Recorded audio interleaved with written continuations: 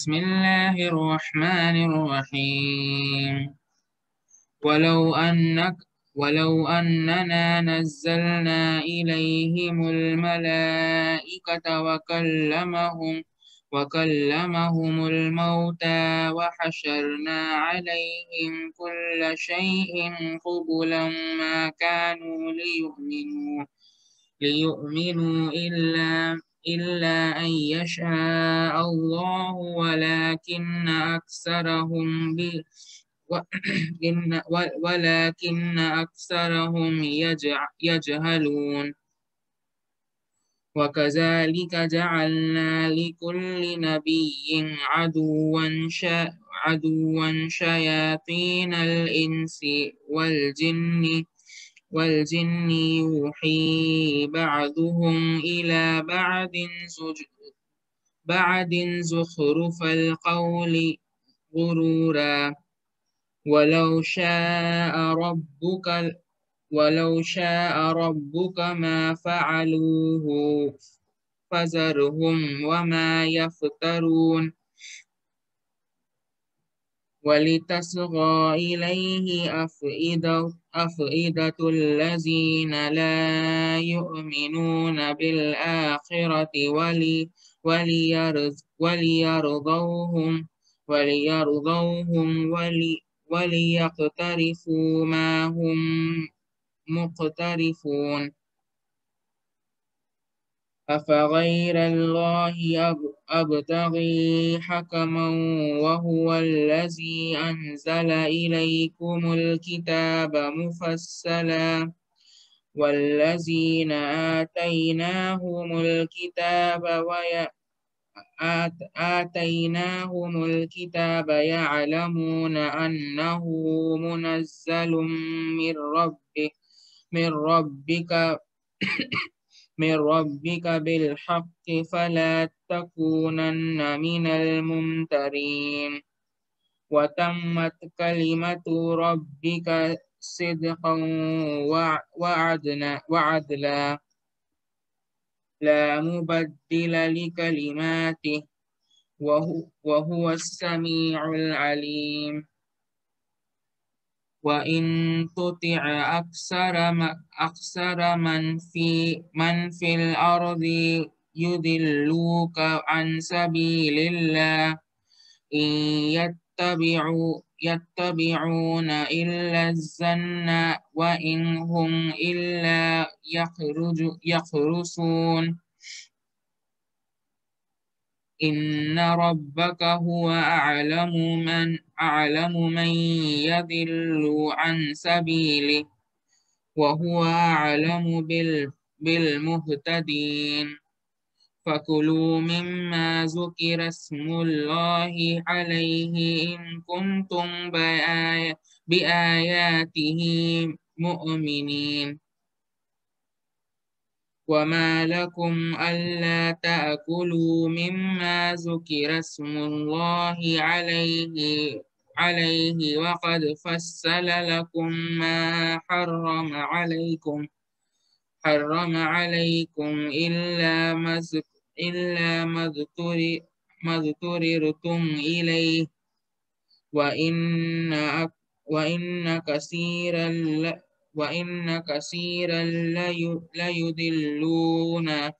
ليضلون بأهوائهم بغير علم. إن ربك هو أعلم بالمعتدين. وذروا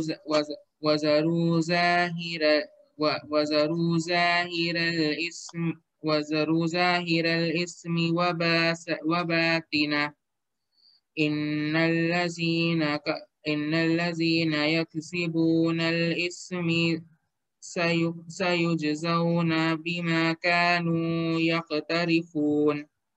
ولا تأكلوا مما لم يذكر اسم الله عليه وإنه لفسق. وإن الشياطين ليوحون إلى أوليائهم ليجادلوكم وَإِنْ أَطَعْتَمُوهُمْ إِنَّكُمْ لَمُشْرِكُونَ صدق اللہ العظیم. اعوذ باللہ من الشیطان الرجیم بسم اللہ الرحمن الرحیم رب اشرح لی صدری ویسر لی امری واحلل عقدۃ من لسانی یفقہوا قولی. کہ ان آیات کے ترجمہ کو پڑھنے سے پہلے میں کچھ تمہیدی طور پر ان دونوں صورتوں کے بارے میں بتانا چاہتا ہوں، کیونکہ اس بارے میں دو صورتیں شامل ہیں. سورہ انعام کی کچھ آیتیں ہیں اور زیادہ آیتیں اس میں سورہ اعراف کی ہیں.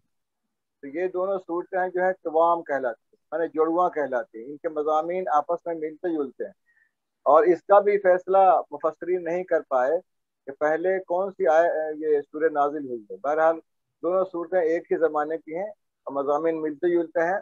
پہلے سورے میں توحید کا زیادہ غلبہ ہے، دوسرے میں رسالت کا، اور پہلے میں ذرا افہام و تفہیم کا زیادہ اثر ہے اور دوسرے میں انذار کا، ڈراوے کا. تو جس وقت یہ صورتیں نازل ہوئیں اس وقت آپ کی عمر 52 سال ہو چکی تھی، 52 برس ہو چکی تھی. آپ نے مسلسل 12 برس تک اہل مکہ کو اسلام کی طرف بلایا. آپ کی دعوت کے پشت پر آپ کی پاکیزہ اور بے داغ زندگی تھی. رحم و کرم کی ہزاروں داستانیں تھیں. عفو درگزر کے کئی یادگار واقعات تھے. مجبوروں، یتیموں اور بیواؤں کی خبر گیری کے انمٹ نقوش تھے. آیات الہی کا موجزانہ کلام تھا جس کے حسن کلام اور تاثیر کلام نے شاعروں، ادیبوں، خطیبوں اور اہل علم کو اپنے شہر میں جکڑ لیا تھا. قرآن کا اعجاز یہ تھا، شاعروں نے اس کلام کو پانے کے بعد شاعری چھوڑ دی. اہل ذوق راتوں کو چھپ چھپ کر خانہ کعبہ میں آتے اور مالک کائنات کے کلام کو سن کر بے خود ہو جاتے. مگر یضل بہ کثیرا ویہدی بہ کثیرا، کتنے کو ہدایت نصیب ہوئی اور بہت سے بد نصیب شیطانوں کے چکر سے آزاد نہ ہو سکے. ایمان لانے والوں کی بڑی تعداد حبشہ کی طرف ہجرت کر چکی تھی. کچھ مدینہ جانے کی راہ دیکھ رہے تھے. نبی صلی اللہ علیہ وسلم اپنے پیدائشی وطن میں اجنبی بن کر رہ گئے تھے. ان کے آبائی وطن میں بنو ہاشم اور بنو مطلب کو شہر بدر کر دیا گیا. کھانے پینے، لین دین اور رشتے ناتوں کا بائیکاٹ کر دیا گیا. 3 سال بعد اللہ کے فضل سے یہ مصیبت ٹلی. اس سے بڑی آزمائش سامنے آ گئی. آپ کے سرپرست چچا اور غمگسار بیوی دونوں اللہ کو پیارے ہو گئے. دنیاوی طور پر آپ قسم کرسی کی اتنی بھیانک اس میں آزمائش میں مبتلا ہو گئے کہ مکہ والوں سے مایوس ہو کر جب آپ طائف تشریف لے گئے اور طائف کے تینوں سرداروں نے آپ پر اوباش لونڈوں کو مسلط کر دیا تو اللہ کے حفظ و امان میں آپ مکہ واپس آئے. مگر اس شہر نے آپ کو قبول کرنے سے انکار کر دیا. بڑی تگ و دو کے بعد متین بن عدی نے آپ کو اپنی امان میں لیا اور آپ مکہ یعنی اپنے آبائی وطن میں دوسروں کی امان میں رہے. گھر پر بچوں کی حفاظت، ان کی تعلیم و تربیت اور ان کی دلدہی کا مسئلہ تھا، اور گھر سے باہر فرائض نبوت کی ذمہ داریوں نے آپ کی کمر توڑ رکھی تھی. اسی پس منظر میں آپ سورہ انعام اور اعراف کی آیتوں کو سنیں اور کلام الہی کے برپہل اور برحق دلائل کی بلندی کا اندازہ لگائیں. ترجمہ پڑھیے صاحب. جی بسم اللہ الرحمن الرحیم. سورہ 111 آیت سے شروع ہو رہی ہے اعلیٰ نام کی. اور اگر ہم ان کے پاس فرشتوں کو بھیج دیتے اور ان سے مردے باتیں کرنے لگتے اور وہ تمام موجودات کو ان کے پاس ان کی آنکھوں کے روبرو لا کر جمع کر دیتے تب بھی یہ لوگ ہرگز ایمان نہ لاتے. ہاں مگر اللہ ہی چاہے تو اور بات ہے، لیکن ان میں زیادہ لوگ جہالت کی باتیں کرتے ہیں. اور اسی طرح ہم نے ہر نبی کے دشمن بہت سے شیطان پیدا کیے تھے، کچھ آدمی اور کچھ جن، جن میں سے بعضوں کو چکنی چپڑی باتوں کو وسوسہ ڈالتے رہتے تھے تاکہ ان کو دھوکے میں ڈال دے. اور اللہ تعالیٰ چاہتا تو یہ ایسے کام نہ کر سکتے. سو ان لوگوں کو جو کچھ یہ افطرا پروازی کر رہے ہیں اس کو آپ اپنے آپ رہنے دیجئے، اور تاکہ اس کی طرف ان لوگوں کے قلوب مائل ہو جائے جو آخرت پر یقین نہیں رکھتے، اور تاکہ اس کو پسند کر لے، اور تاکہ مرتکب ہو جائے ان امور کے جن کے مرتکب ہوتے تھے. تو کیا اللہ کے سوا کسی اور فیصلہ کرنے والے کو تلاش کروں؟ حالہ کہ وہ ایسا ہے کہ اس نے ایک کتاب کامل تمہارے پاس بھیج دی ہے، اس کے مضامین خوب صاف صاف بیان کیے گئے ہیں، اور جن لوگوں کو ہم نے کتاب دی وہ اس پر یقین کے ساتھ جانتے ہیں کہ یہ آپ کے رب کی طرف سے حق کے ساتھ بھیجی گئی ہے، سو آپ شبہ کرنے والوں میں سے نہ ہوں۔ آپ کے رب کا کلام سچائی انصاف کے اعتبار سے کامل ہے، اس کے کلام کا کوئی بدلنے والا نہیں، اور وہ خوب سننے والا جاننے والا ہے۔ اور دنیا میں زیادہ لوگ ایسے ہیں کہ اگر آپ ان کا کہنا ماننے لگے تو اللہ کی راہ سے بے راہ کر دے، وہ محض بے اصل خیالات پر چلتے ہیں اور بالکل قیاسی باتیں کرتے ہیں۔ بالیقین آپ کا رب ان کو خوب جانتا ہے جو اس کی راہ سے بے راہ ہو جاتا ہے، اور وہ ان کو بھی خوب جانتا ہے جو اس کی راہ پر چلتے ہیں۔ تو جس جانور پر اللہ تعالیٰ کا نام لیا جائے اس میں سے کھاؤ اگر تم اس کے احکام پر ایمان رکھتے ہو۔ اور کیا وجہ ہے کہ تم ایسے جانور میں سے نہ کھاؤ جس پر اللہ کا نام لیا گیا ہو، حالانکہ اللہ تعالیٰ نے ان سب جانوروں کی تفصیل بتا دی ہے جن کو تم پر حرام کیا ہے، اور وہ بھی جب تم کو سخت ضرورت پڑ جائے تو حلال ہے۔ اور یقینی بات ہے کہ بہت سے آدمی اپنے خیالات پر بلا کسی سند کے گمراہ کرتے ہیں۔ اس میں کوئی شبہ نہیں کہ اللہ تعالیٰ حد سے نکل جانے والوں کو خوب جانتا ہے۔ اور تم ظاہری گناہ کو بھی چھوڑ دو اور باطنی گناہ کو بھی چھوڑ دو، بلا شکا جو لوگ گناہ کر رہے ہیں ان کو ان کے کیے کی عنقریب سزا ملے گی۔ اور ایسے جانوروں سے مت کھاؤ جن پر اللہ کا نام نہ لیا گیا ہو، اور یہ کام نافرمانی کا ہے۔ اور یقیناً شیاطین اپنے دوستوں کے دل میں ڈالتے ہیں تاکہ یہ تم سے جدال کرے، اور اگر تم ان لوگوں کی اطاعت کرنے لگو تو یقیناً تم مشرک ہو جاؤ گے۔ اور ٹو یو ندوی بسم صاحب۔ اللہ الرحمن الرحیم۔ سورہ انعام کے آغاز سے ہی اللہ تعالیٰ کائنات میں پھیلی ہوئی اپنی نعمتوں اور حکمتوں کو بیان فرما رہا ہے۔ اس کے بالمقابل کفار و مشرکین کٹ حجتی کی باتیں کر رہے ہیں، اور مطالبات کی فہرست ان کی لمبی ہوتی جا رہی ہے۔ وہ لوگ بڑی بڑی قسمیں کھا کر کہہ رہے ہیں کہ اللہ کی طرف سے اگر معجزات آ جائیں تو ہم ضرور ایمان لے آئیں گے۔ نبی صلی اللہ علیہ وسلم کے ذریعے ان کو اللہ تعالیٰ جواب دے رہا ہے کہ اللہ کے پاس تو بہت سی نشانیاں اور معجزات ہیں، اور اگر وہ آ بھی جائیں تو یہ ایمان لانے والے نہیں ہیں۔ ہم اسی طرح ان کے دلوں اور نگاہوں کو پھیر رہے ہیں جس طرح پہلی بار وہ ایمان نہیں لائے تھے، ہم انہیں سرکشی میں بھٹکنے کے لیے چھوڑ دیتے ہیں۔ آیت نمبر 112 میں ارشاد باری ہے، اسی طرح ہم نے ہر نبی کے لیے انسانوں کے شیطان اور جنوں کے شیطان بنائے ہیں جو ایک دوسرے کو فریب کے طور پر دل پذیر اور دلکش اور چکنی چپڑی باتیں دکھاتے رہتے، عوام الناس میں پھیلاتے رہتے۔ تمام انبیاء کرام نے شیطان صفت انسانوں اور جنوں کے مکر و فریب کا مقابلہ کیا ہے، اور آج بھی حق کے مقابلے میں ان کی یہ شاطرانہ چالیں جاری ہیں۔ حق کو صاف صاف جھٹانے کے بجائے وہ حق کو اس طرح زیر بحث لاتے ہیں کہ حق باطل دکھائی دے، یا کم از کم حق کے بارے میں لوگ مشتبہ ہو جائیں۔ مشرکین مکہ کی چالیں اسی طرح کی تھی، اور مشرکین ہند اور یہود کی چالیں بھی اسی طرح کی ہیں۔ اسی لیے اللہ تعالیٰ کا ارشاد ہے کہ اسلام کی دشمنی میں یہود اور مشرکین بہت سخت ہیں۔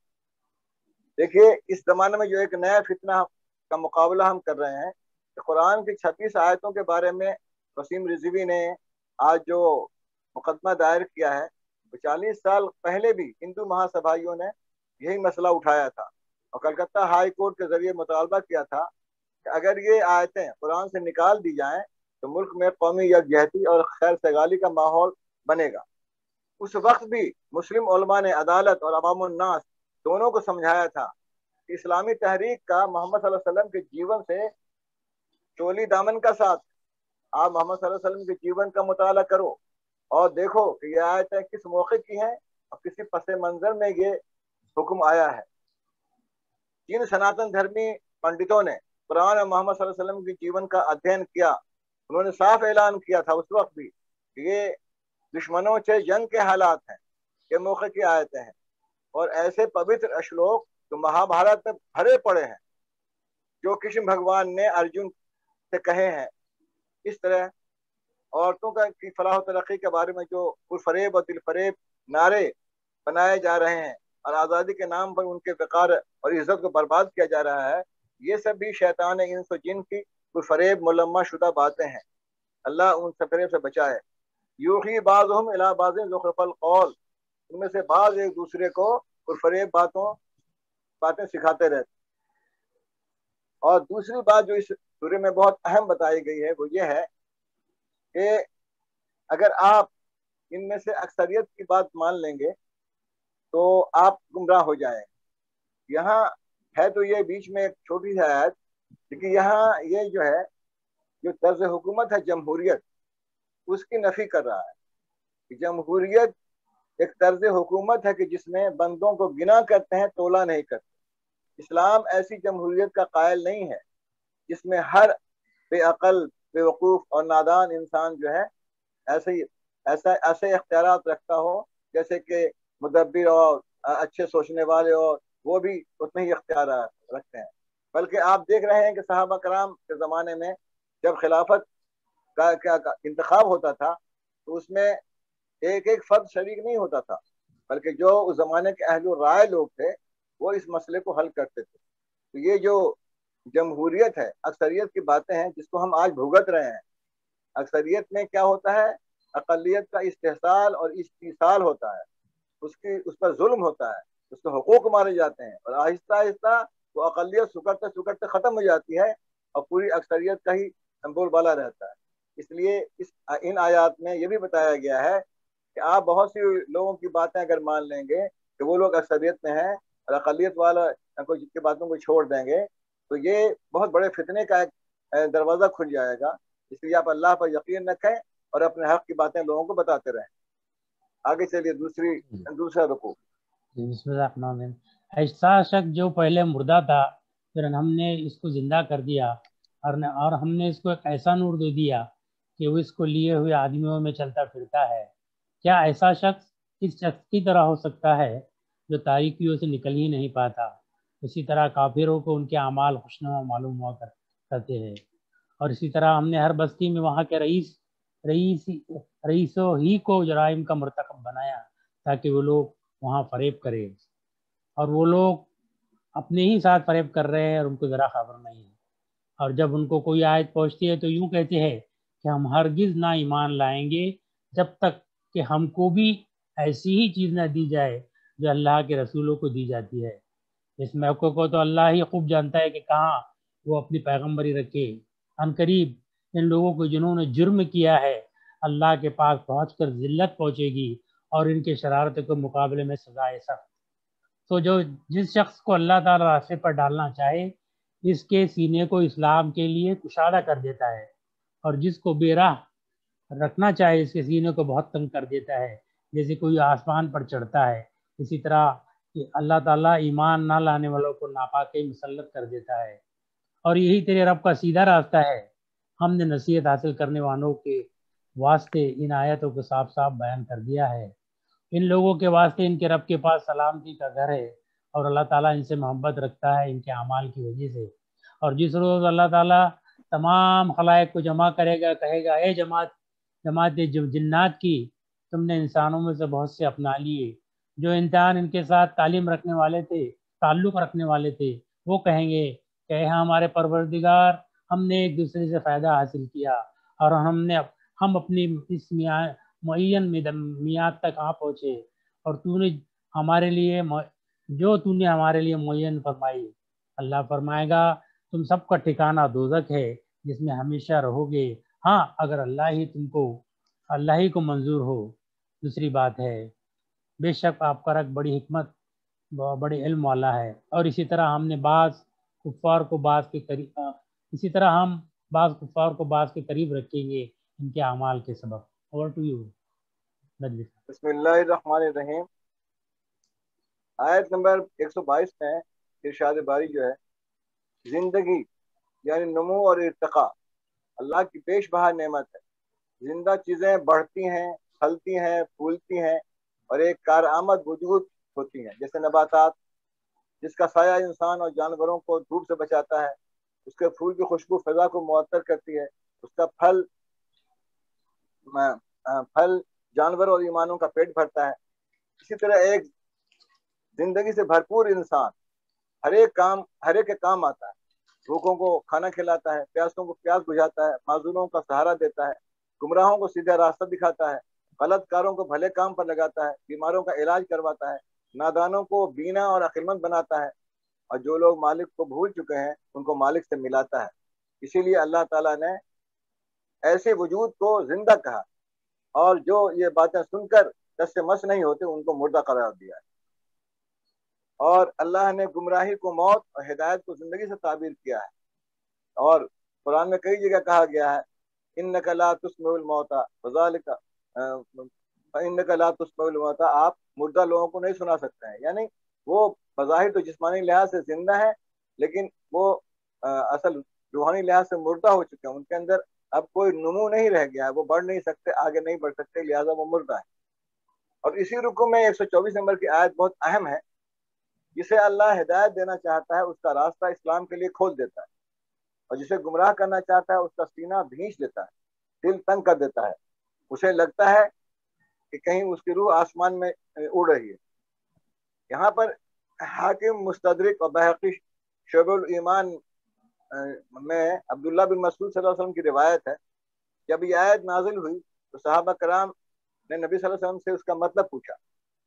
آپ نے فرمایا اللہ تعالیٰ مومن کے دل میں ایک روشنی ڈال دیتا ہے جس سے وہ اس کا دل حق بات کو دیکھنے، سمجھنے اور قبول کرنے کے لیے کھل جاتا ہے، اور خلاف حق سے نفرت اور وحشت ہونے لگتی ہے، یہ اسی کی علامت ہے، اور اس کی شخص کی ساری رغبت آخرت اور اس کی نعمتوں کی طرف ہو جاتی ہے۔ دنیا کی بیجا خواہشات اور فانی لذتوں سے اس کا دل گھبراتا ہے، اور موت کے آنے سے پہلے ہی وہ موت کی تیاری کرنے لگتا ہے۔ اس کے مقابلے میں دل تنگ ہونے کا مطلب یہ ہے کہ اس دل میں حق اور بھلائی کے لیے کوئی راستہ نہیں رہتا، اللہ کا ذکر سنتے ہی اسے وحشت ہونے لگتی ہے، اور کفر و شرک کی باتیں سننے سے میں اس کا دل لگتا ہے۔ صحابہ کرام کو شرح صدر حاصل تھا، اس لیے شکوک و شبہات بہت کم پیش آئے۔ تنگ دل والے افراد بحث و مباحثہ کے ذریعے حقیقت کو پانا چاہتے ہیں، دراصل وہ حقیقت کو پانا نہیں چاہتے بلکہ حقیقت کو الجھانا چاہتے ہیں۔ فلسفی کو بحث کے اندر خدا ملتا نہیں، شور کو سلجھا رہا ہے اور سرا ملتا نہیں۔ کذالک یجعل اللہ الرجس علی الذین لا یؤمنون، اس طرح اللہ تعالیٰ گندگی ڈال دیتا ہے ان کے دل میں جو ایمان نہیں لاتے ہیں۔ آگے ترجمہ فرمائیے۔ جی بسم اللہ الرحمن الرحیم۔ اے انسان اور جنات کی جماعت، کیا تمہارے پاس تم میں سے ہی پیغمبر نہیں آئے تھے جو تم سے میرے احکام بیان کرتے اور تم کو اس آج کے دن کی خبر دیتے؟ وہ سب عرض کریں کہ ہم اپنے اوپر اقرار کرتے ہیں، اور ان کو دنیاوی زندگی نے بھول میں ڈال رکھا، اور یہ لوگ اقرار کرنے والے ہوگے کہ وہ کافر تھے۔ یہ اس وجہ سے ہے کہ آپ کا رب کسی بستی والوں کو کفر کے سبب ایسی حالت میں ہلاک نہیں کرتا کہ اس بستی کے رہنے والے بے خبر ہو، اور ہر ایک کے لیے ان کے اعمال کے سبب درجے ملے گے، اور آپ کا رب ان کے اعمال سے بے خبر نہیں ہے، اور آپ کا رب بالکل غنی اور رحمت والا ہے۔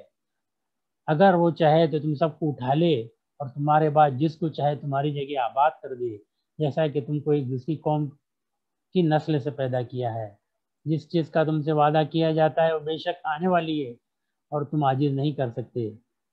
کہ آپ یہ فرما دیجئے کہ اے میری قوم، تم اپنی حالت پر عمل کرتے رہو، میں بھی عمل کر رہا ہوں، تو اب جلد ہی تم کو معلوم ہو جاتا ہے کہ اس عالم کا انجام کس کے لیے نافع ہوگا۔ یہ یقینی بات ہے کہ حق تلفی کرنے والوں کو کبھی فلانا ہوگی۔ اور اللہ تعالیٰ نے جو کھیتی اور مواشی پیدا کیے ہیں، ان لوگوں نے اس میں سے کچھ حصہ اللہ کا مقرر کیا ہے، اور بزعم خود کہتے ہیں کہ یہ تو اللہ کا ہے اور یہ ہمارے معبودوں کا ہے۔ تو جو چیز ان کے معبودوں کی ہوتی ہے وہ تو اللہ کی طرف نہیں پہنچتی، اور جو چیز اللہ کی ہوتی ہے وہ ان کے معبودوں کی طرف پہنچ جاتی ہے۔ کیا برا فیصلہ وہ کرتے ہیں۔ اسی طرح بہت سے مشرکین کے خیال میں ان کے معبودوں نے ان کی اولاد کے قتل کرنے کو مستحسن بنا رکھا ہے تاکہ وہ ان کو برباد کر دے، اور تاکہ ان کے دین کو ان پر مشتبہ کر دے۔ اور اللہ کو منظور ہوتا تو یہ ایسا کام نہ کرتے۔ تو آپ ان کو اور جو خود یہ غلط باتیں بنا رہے ہیں یوں ہی رہنے دیجیے۔ اور وہ اپنے خیال پر یہ بھی کہتے ہیں کہ یہ کچھ مواشی ہے اور کھیت ہے جن کا استعمال ہر شخص کو جائز نہیں، ان کو کوئی نہیں کھا سکتا سوائے ان کے جن کو ہم چاہے، اور مواشی ہے جس پر سواری یا بردباری حرام کر دی گئی ہے، اور کچھ مواشی ہے جن پر لوگ اللہ تعالیٰ کا نام نہیں لیتے، محض اللہ پر افطرا باندھنے کے طور پر، ابھی اللہ تعالیٰ ان کو افطرا کی سزائے دیتا ہے، اور وہ کہتے ہیں کہ جو چیز ان مواشی کے پیٹ میں ہے وہ خالص ہمارے مردوں کے لیے ہے، ہماری عورتوں پر حرام ہے، اگر وہ مردہ ہے تو ان سب پر برابر ہے۔ ابھی اللہ ان کی غلط بیانی کی سزا دیتا ہے، بلا شبہ وہ حکمت والا اور بڑا علم والا ہے۔ واقعی خرابی میں پڑ گئے وہ لوگ جنہوں نے اپنی اولاد کو محض برائے حماقت بلا کسی صنعت کے قتل کر ڈالا، اور جو چیزیں ان کو اللہ نے کھانے پینے کو دی تھی ان کو حرام کر لیا، محض اللہ پر اس طرح باندھنے کے طور پر۔ بے شک وہ لوگ گمراہی میں پڑ گئے اور کبھی راست پر چلنے والے نہیں ہوئے۔ بسم اللہ الرحمن الرحیم۔ اللہ تعالیٰ نے جس طرح کائنات کی ہر چیز کا ایک نظام بنایا ہے، اسی طرح قوموں پر عذاب نازل کرنے اور ان کو برباد کرنے کا بھی ایک دستور اور طریقہ ہے۔ اللہ نے جس طرح انسانوں کی حیات میں اس کی بقا اور ترقی کا سارا انتظام زمین پر کر دیا ہے، اسی طرح اس کی ہدایت کا بھی مکمل انتظام فرمایا ہے۔ اسی کو اللہ تعالیٰ نے سورہ مائدہ میں دین سے تعبیر فرمایا ہے۔ آج ہم نے تمہارے دین کو مکمل کر دیا، اپنی نعمت تم پر تمام کر دی اور تمہارے لیے دین اسلام کو پسند فرمایا۔ وَلِكُلِّ أُمَّةٍ هَادٍ، ہر قوم کے لیے ہم نے ہدایت دینے والا بھیجا۔ وَمَا أَرْسَلْنَا مِنَ الرَّسُولِ إِلَّا بِلِسَانِ قَوْمِهِ، اور ہم نے ہر قوم میں اس کی زبان جاننے والا رسول بھیجا۔ تو مسلسل رسول آتے رہے، انسانوں کو راہ راست دکھاتے رہے، لوگ ایک اللہ کے بندے بن کر نجات پاتے رہے۔ جن قوموں کی اکثریت نے رسول اللہ صلی اللہ علیہ وسلم کے پیغام کو ٹھکرا دیا، ان کا مذاق اڑایا، رسولوں کو دھمکیاں دی، اللہ کے عذاب کا مطالبہ کیا، ایسی قوموں کو اللہ نے عذاب بھیج کر ہلاک کر دیا۔ چنانچہ قرآن میں تفصیل سے قوم نوح، قوم عاد، قوم سمود، قوم لوط، قوم شعیب اور قوم فرعون کا ذکر آیا ہے۔ تو مکہ والوں کو یہ سب باتیں بتا کر آگاہ کیا جا رہا ہے کہ ایسی روش اختیار نہ کرو، تم بھی عذاب کا مستحق بن جاؤ گے۔ آیت نمبر 130 میں انسانوں کے ساتھ جنوں سے بھی خطاب کیا گیا ہے، اور اس جوابے کے بعد ہی کہہ رہے ہیں اے میری قوم، تم اپنی جگہ حرکت کرتے رہو، میں اپنی جگہ اپنا کام کر رہا ہوں، جلد ہی معلوم ہو جائے گا کہ آخرتی کامیابی کس کے حصے میں آئے گی، بے شک ظالم قوم کبھی فلاح نہیں پاتی۔ مشرکین مکہ نے شرک کے کئی انوکھے طریقے ایجاد کیے تھے۔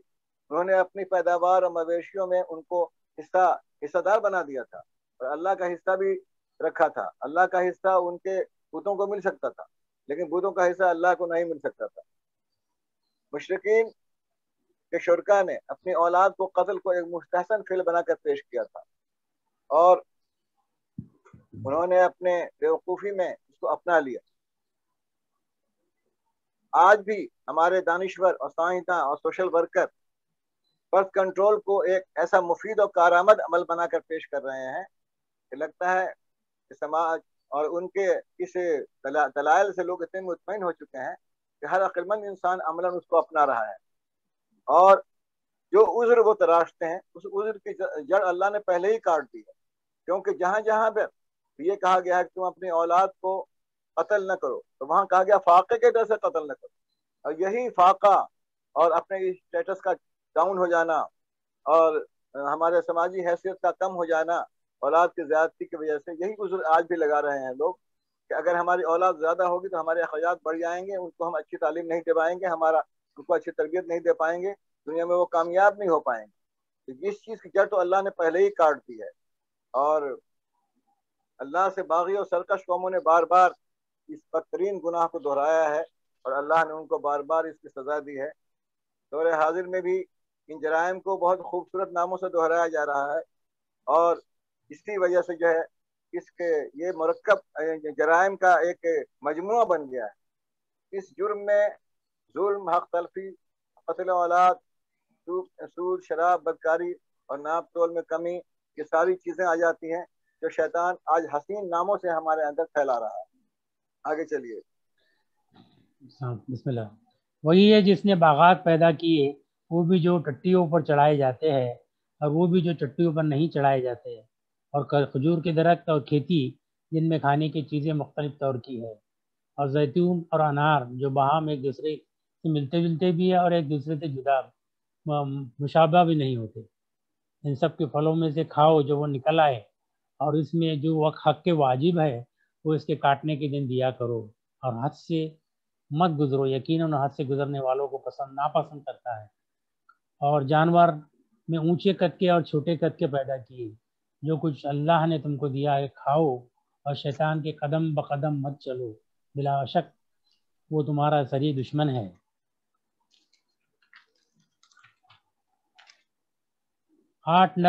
پیدا کیے 8 نر و مادہ، یعنی بھیڑ میں 2 قسموں اور بکری میں 2 قسم۔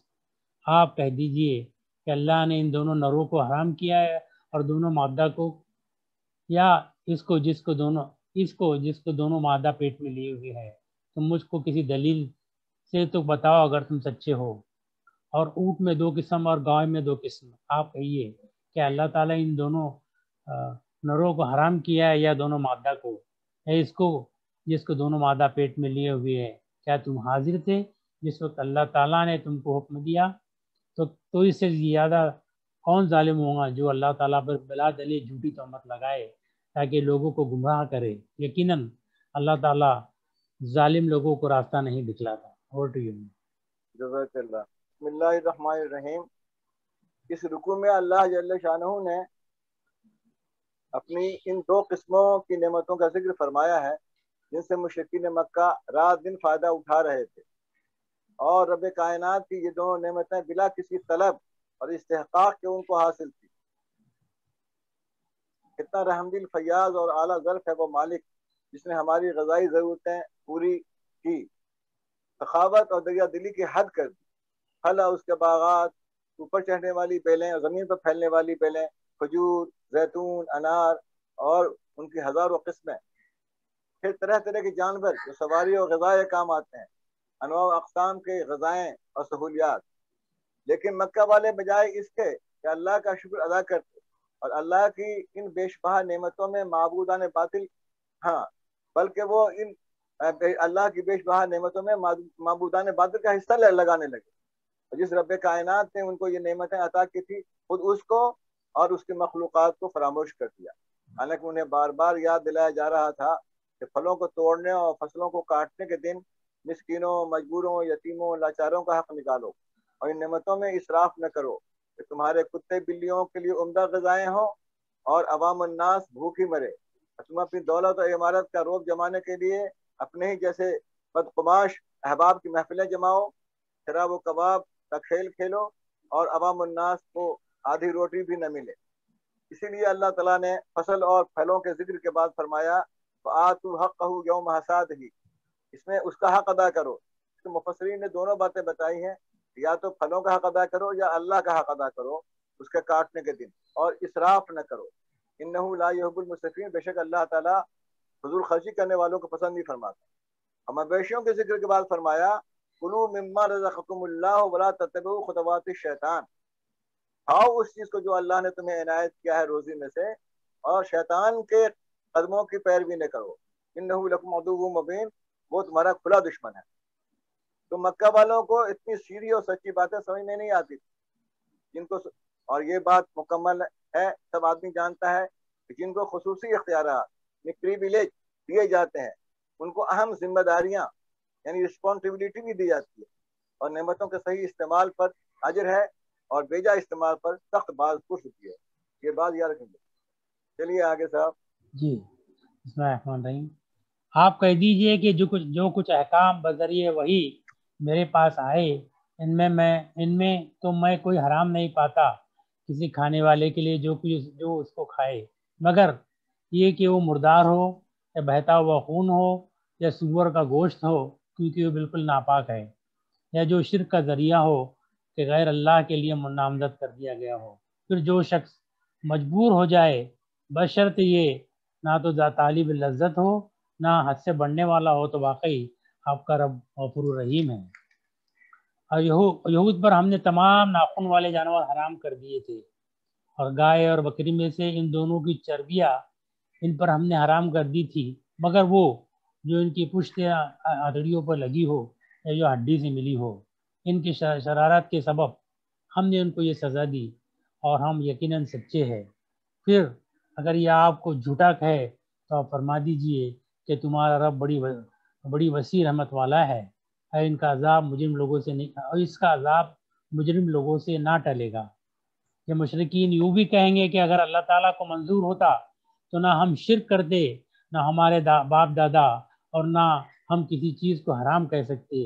اسی طرح جو لوگ ان سے پہلے ہو چکے ہیں انہوں نے بھی تکذیب کی، جھٹلایا، یہاں تک کہ انہوں نے ہمارے عذاب کا مزہ چکھا۔ آپ کہیے کیا تمہارے پاس کوئی دلیل ہے تو اس کو ہمارے روبرو ظاہر کرو، تم لوگ محض خیالی باتوں پر چلتے ہو اور تم بالکل اٹکل سے باتیں بناتے ہو۔ آپ کہیے کہ بس پوری حجت اللہ کی رہی، پھر اگر وہ چاہتا تو تم سب کو راہ راست پر لے آتا۔ آپ کہیے کہ اپنے گواہوں کو لاؤ جو اس بات پر شہادت دے کہ اللہ نے ان چیزوں کو حرام کر دیا ہے، پھر اگر وہ گواہی دے تو آپ اس شہادت کو نہ دیجیے اور ایسے لوگوں کے باطل خیالات کا اتباع مت کیجیے جو ہماری آیتوں کی تکذیب کرتے ہیں، اور وہ جو آخرت پر ایمان نہیں رکھتے، اور وہ اپنے رب کے برابر دوسروں کو ٹھہراتے ہیں۔ Over to you. بسم اللہ الرحمن الرحیم۔ اس رکوع میں 128 نمبر کی جو آیت ہے اس بیمار ذہنیت کو اجاگر کر رہی ہے جس سوچ کے لوگ ہر زمانے میں رہے ہیں، اور وہ اپنی ساری بدکاریوں کو اللہ کے سر مٹ دیتے ہیں۔ ان کا کہنا ہے کہ اللہ کی مرضی کے بغیر تو کچھ ہو ہی نہیں سکتا، تو جتنے بھی شرک ہم نے یا ہمارے باپ دادا نے کیے اور جتنی بھی حلال چیزوں کو ہم نے حرام کر لیا وہ سب اللہ کی مرضی سے ہوا۔ اگر اللہ نہیں چاہتا تو ہم یہ سب نہیں کر پاتے، اور ایسی بے تکی باتیں ہر سرکش قوم کرتی آ رہی ہے، وہ اللہ کے عذاب کا شکار ہوتے آ رہے ہیں۔ مسلمانوں میں بھی اس بنیاد پر دو فرقے وجود میں آ چکے ہیں، ایک ہے جبریہ اور دوسرا ہے قدریہ۔ قدریہ جو مشرکین مکہ کی طرح ہر فعل کو خدا کی مرضی سے جوڑ دیتے ہیں، اور جبریہ جو انسان کو ہر فعل پر قادر سمجھتے ہیں۔ کسی کام کے کرنے سے قبل انسان کو اختیار ہے کہ وہ کرے یا نہ کرے، اور اللہ نے اس کے سامنے خیر و شر کے دروازے کھول رکھے ہیں، لیکن جب کوئی کام ہو جائے تو اس کو ہمیں تقدیر ماننا پڑتا ہے کہ وہ اس کے مقدر میں لکھا تھا، مشیت ایزی ایسی ہی تھی، اس لیے وہ کام ایسا ہوا۔ اس میں اور اس طرح کہنا کہ سارے افعال جو انسانوں کے ہیں وہ اللہ کے حکم سے ہو رہے ہیں، یہ غلط ہے۔ قرآن کی کئی آیتوں میں بتایا گیا ہدیناہ النجدین، ان کو ہمیں دونوں راستے بتا دیے ہیں، اور اللہ اختیار جیسی یعنی ہم نے ایک طاقت اور پاور دیا ہے انسانوں کو۔ دو چیزیں، خود مختاری اور عمل کی آزادی، یہ کسی مخلوق کو نہیں سوائے انسانوں کو، وہ اس سے کام لے کر دونوں میں جو خیر ہے اس کو پہچان سکتا ہے۔ ابراہیم علیہ السلام سے رشتہ جوڑنے والی 3 قومیں تھیں، مشرکین مکہ، یہود و نصارہ، لیکن ابراہیم علیہ السلام کی شریعت کو انہوں نے منمانی طور پر تبدیل کر لیا تھا، کچھ حلال چیزوں کو حرام، کچھ حرام چیزوں کو حلال کر لیا تھا۔ اسی سلسلے میں جب سورہ توبہ کی آیت نازل ہوئی اتخذوا احبارهم ورهبانهم اربابا من دون اللہ، تو انہوں نے اپنے علماء اور درویشوں کو اللہ کی جگہ اپنا رب بنا لیا۔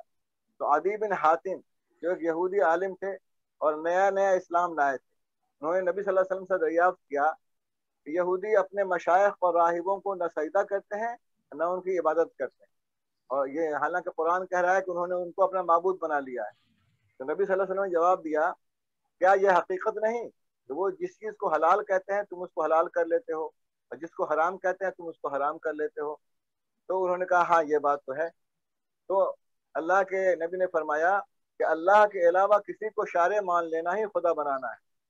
اسی لیے اللہ تعالیٰ نے نبی کی زبان سے ان مشرکین یہود کو کہلوایا کہ میری طرف جو اللہ نے وحی کی ہے اس میں صرف مردار خون سور کو حرام قرار دیا گیا ہے، تو مجبوری حالت میں اگر اس کو انسان کھا لے تو وہ بھی اللہ تعالیٰ اس کو معاف کر دے گا، اللہ بخشنے والا ہے۔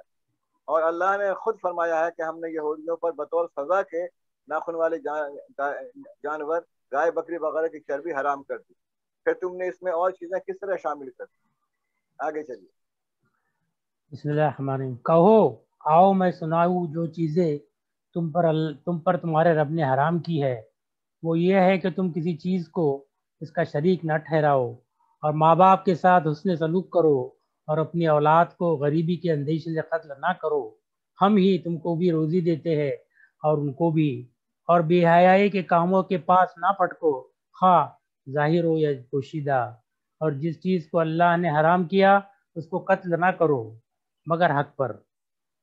یہ باتیں ہیں جن کی اللہ خدا نے تمہیں ہدایت فرمائی ہے تاکہ تم سمجھو۔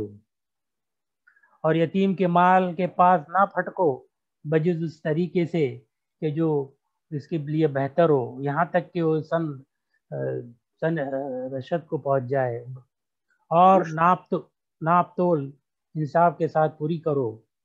ہم کسی جان پر اس کی استطاعت سے زیادہ بوجھ نہیں ڈالتے، اور جب تم بولو تو عدل کی بات بولو، خواہ کوئی تمہارا قرابت داری ہو، اور اللہ کے عہد کو پورا کرو۔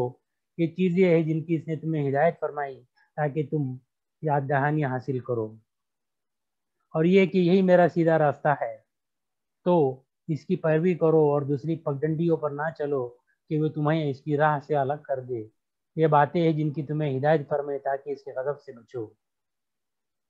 اور ہم نے موسیٰ علیہ السلام کو کتاب دی اور اپنی نعمت پوری کرنے کے لیے اس پر جو خوب کار تھا، ہر بات کی تفصیل اور ہدایت اور رحمت، تاکہ وہ اپنے رب کی ملاقات پر ایمان لائے۔ اور بسم اللہ الرحمن الرحیم۔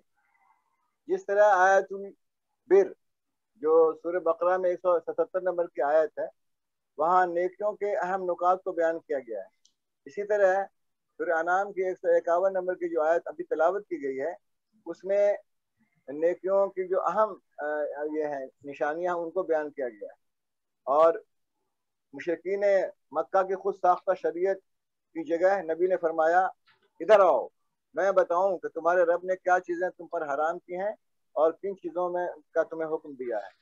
اور اللہ کے نمبر 1 یہ ہے کہ اللہ کے ساتھ کسی کو شریک نہ کرو، نمبر 2 والدین کے ساتھ نیک سلوک کرو، نمبر 3 فاقے کے ڈر سے اپنے اولاد کو قتل نہ کرو، ہم تمہیں بھی رزق دیتے ہیں ان کو بھی دیں گے، اور کھلی چھپی ہر قسم کی بہرائی سے بچو، نمبر 5 اور کسی جاندار کو جسے اللہ نے محترم ٹھہرایا ہے ناحق قتل نہ کرو، نمبر 6 یتیموں کے مال کے قریب ہونے جاؤ، ہاں ان کی بھلائی مقصود ہو تو بالغ ہونے تک ان کی پرورش کرو، نمبر 7 اور ناپ تول میں پورا انصاف کرو، ہم کسی کو بھی اس کی طاقت سے زیادہ بوجھ نہیں ڈالتے، نمبر 8 اور ہر جگہ انصاف کی بات کہو چاہے اپنا ہی رشتہ دار کیوں نہ ہو، اور اللہ کے عہد کو پورا کرو۔ امید ہے کہ تم اس نصیحت کو یاد رکھو گے، اور یہ میرا سیدھا راستہ ہے، اور صرف اسی کی پیروی کرو، مختلف راستوں کی پیروی نہ کرو۔ آگے چلیے۔ جی، اور یہ کہ ایک کتاب ہے جس کو ہم نے بھیجا بڑی خیر و برکت والی، تو اس کی پیروی کرو اور ڈرو تاکہ تم پر رحمت ہو۔ کہیں تم لوگ یوں نہ کہو کہ کتاب تو صرف ہم سے پہلے جو 2 فرقے تھے ان پر نازل ہوئی تھی اور ہم ان کے پڑھنے پڑھانے سے محض بے خبر تھے، یا یوں نہ کہو کہ اگر ہم پر کوئی کتاب نازل ہوتی تو ہم اس سے بھی زیادہ راہ راست پر ہوتے۔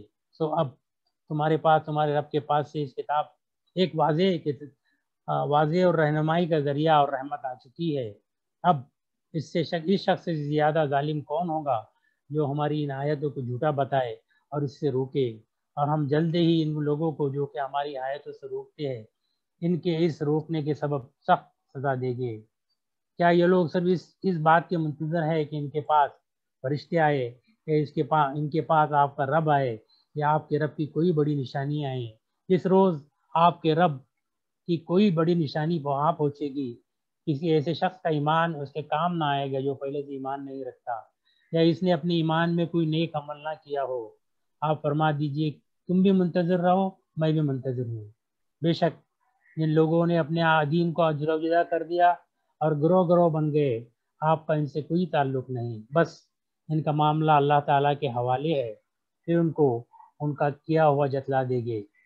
جو شخص نیک کام کرے گا اس کو اس کے 10 گنا ملے گے، اور جو شخص برا کام کرے گا اس کو اس کے برابر ہی اجر ملے گی، اور ان لوگوں پر ظلم نہ ہوگا۔ آپ کہہ دیجئے مجھ کو میرے رب نے ایک سیدھا راستہ بتا دیا ہے، وہ ایک دین مستحکم ہے، جو طریقہ ہے ابراہیم علیہ السلام کا، جو اللہ کی طرف یکسو تھے اور وہ شرک کرنے والوں میں سے نہ تھے۔ آپ فرما دیجئے کہ بالیقین میری نماز، میری ساری عبادتیں اور میرا جینا اور مرنا یہ سب خالص اللہ ہی کا ہے، جو سارے جہان کا مالک ہے، اس کا کوئی شریک نہیں، اور مجھ کو اسی کا حکم ہوا ہے، اور میں سب ماننے والوں میں سے پہلا ہوں۔ آپ فرما دیجئے کیا میں اللہ کے سوا کسی کو رب بنانے کے لیے تلاش کروں، حالانکہ وہ مالک ہے ہر چیز کا۔ اور جو شخص بھی کوئی عمل کرتا ہے وہ اسی پر رہتا ہے اور کوئی دوسرے کا بوجھ نہ اٹھائے گا۔ تو تم سب کو اپنے رب کے پاس جانا ہوگا، وہ تم کو جتلائے گا جس چیز میں تم اختلاف کرتے تھے۔ اور وہ ایسا ہے جس نے تم کو زمین میں خلیفہ بنایا اور ایک کا دوسرے پر رتبہ بڑھایا تاکہ تم کو آزمائے ان چیزوں میں جو تم کو دی گئی ہیں۔ یا بالیقین آپ کا رب جلد سزا دینے والا اور بالیقین وہ واقعی بڑی مغفرت کرنے والا، مہربانی کرنے والا ہے۔ سورہ کے اس آخری رکوع میں دو بہت پیاری باتیں ہیں جو یاد رکھنے کے قابل ہیں۔ ایک یہ کہ اللہ کی طرف سے کتنا بڑا انعام ہے کہ جو ایک نیکی کرے گا اسے اسی طرح کی 10 نیکیاں ملیں گی، اور جو ایک برائی کرے گا اسے صرف اسی برائی کا بدلہ ملے گا۔ ایک تو یہ بات بہت ہم لوگوں کے لیے خوشخبری کی بات ہے، یاد رکھنے کی بات ہے۔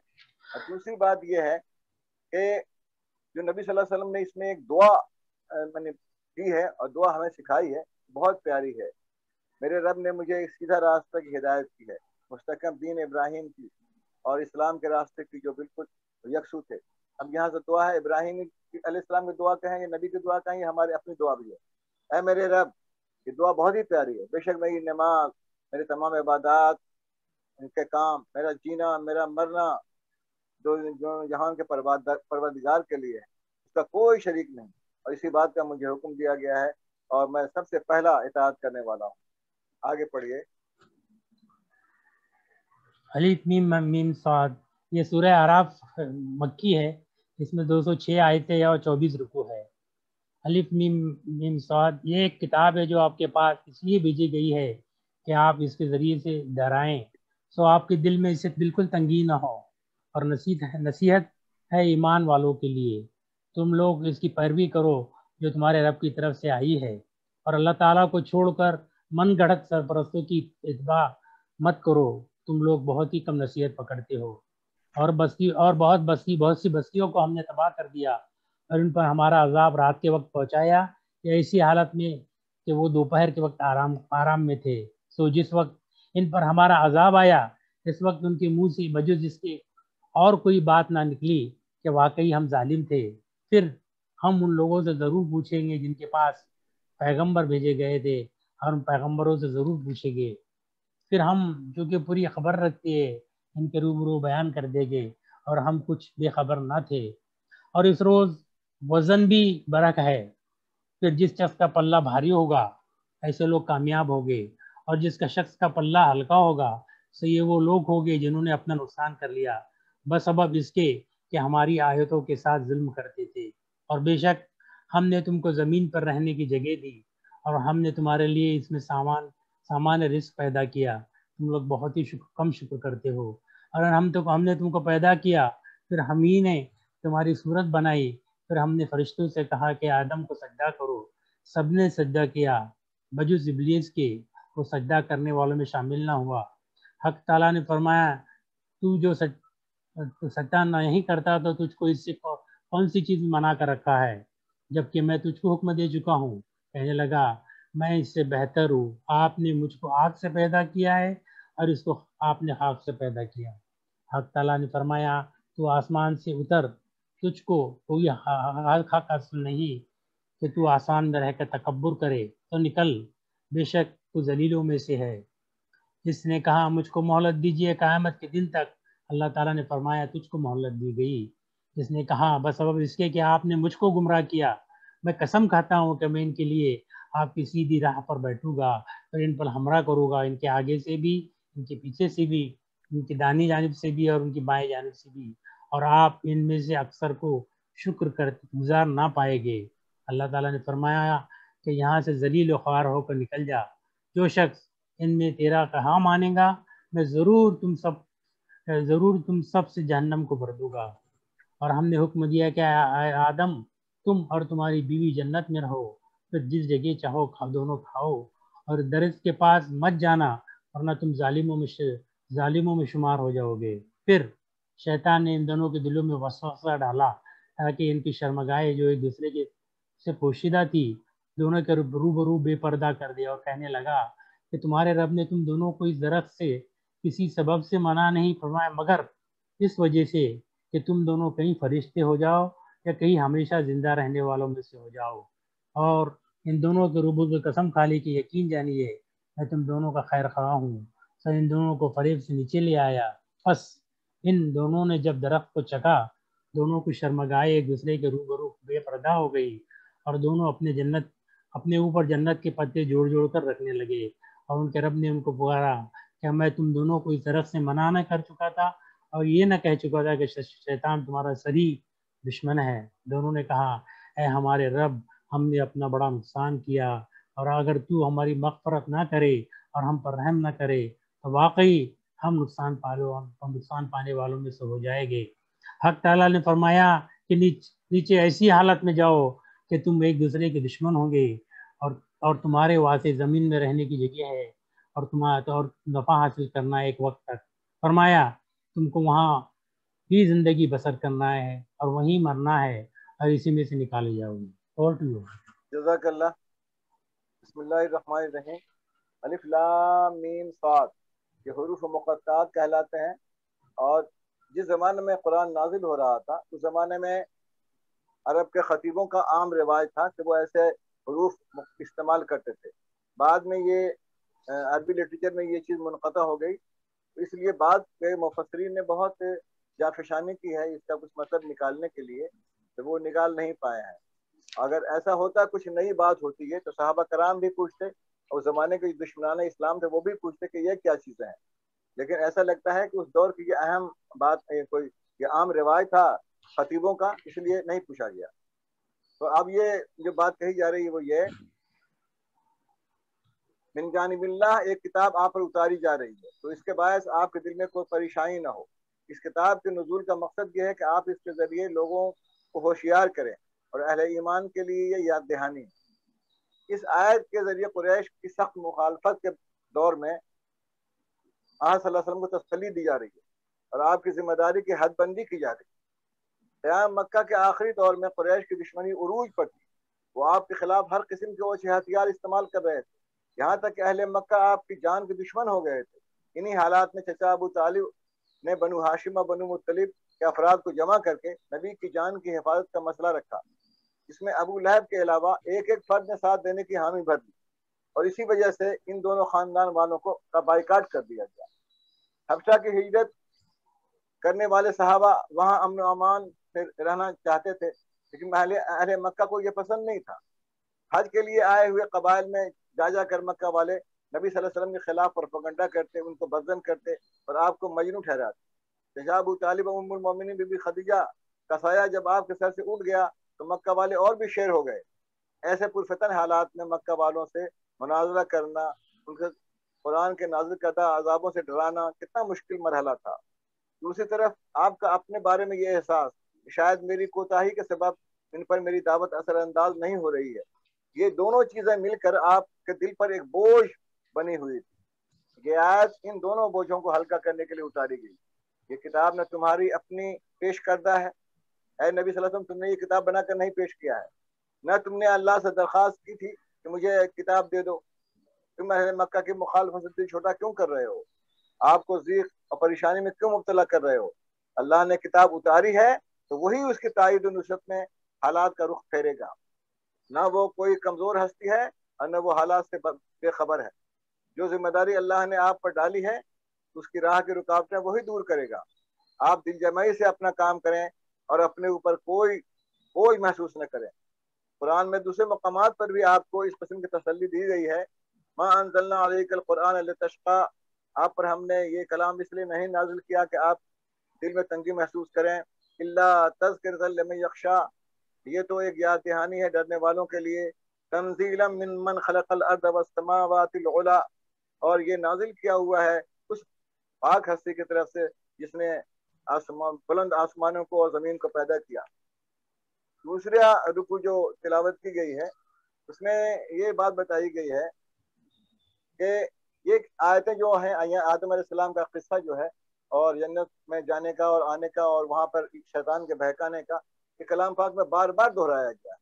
یہ یعنی کہا جا رہا ہے اولاد آدم سے کو بتایا گیا کہ تمہارے باپ سے غلطی ہوئی تو انہوں نے اس کا اعتراف کیا اور دعا کی، ربنا ظلمنا انفسنا وان لم تغفر لنا وترحمنا لنكونن من الخاسرین۔ لیکن تمہارے ازلی دشمن شیطان نے اللہ کے سامنے تمہیں برباد کرنے کی قسم کھائی تھی، تو اس کے مکر و فریب، حسین وعدوں اور خوشنما پھندوں سے پھنسنے سے بچو۔ ستیزہ کار رہا ہے ازل سے تائم روز، چراغ مستخفی سے شرار بولہبی، یعنی یہ اسی وقت سے شیطان انسان کی دشمنی آ رہی ہے، اور یہ امروز جو ہے یہ آج کا دن نہیں بلکہ قیامت کا دن ہے۔ شیطان تیرے باپ کا بھی دشمن تھا جس نے اس کو جنت سے نکلوایا، اور وہ تمہارا بھی دشمن ہے، تم اپنے رب کی جنت میں جانا چاہتے ہو، لیکن ابلیس اور اس کی ذریت تمہیں اس راہ سے روکتی ہے، اس کے لیے ایڑی چوڑی کا زور لگا رہی ہے، تو اسے ہوشیار رہو۔ چلیے آگے تلاوت فرمائیے۔ بسم اللہ الرحمن الرحیم۔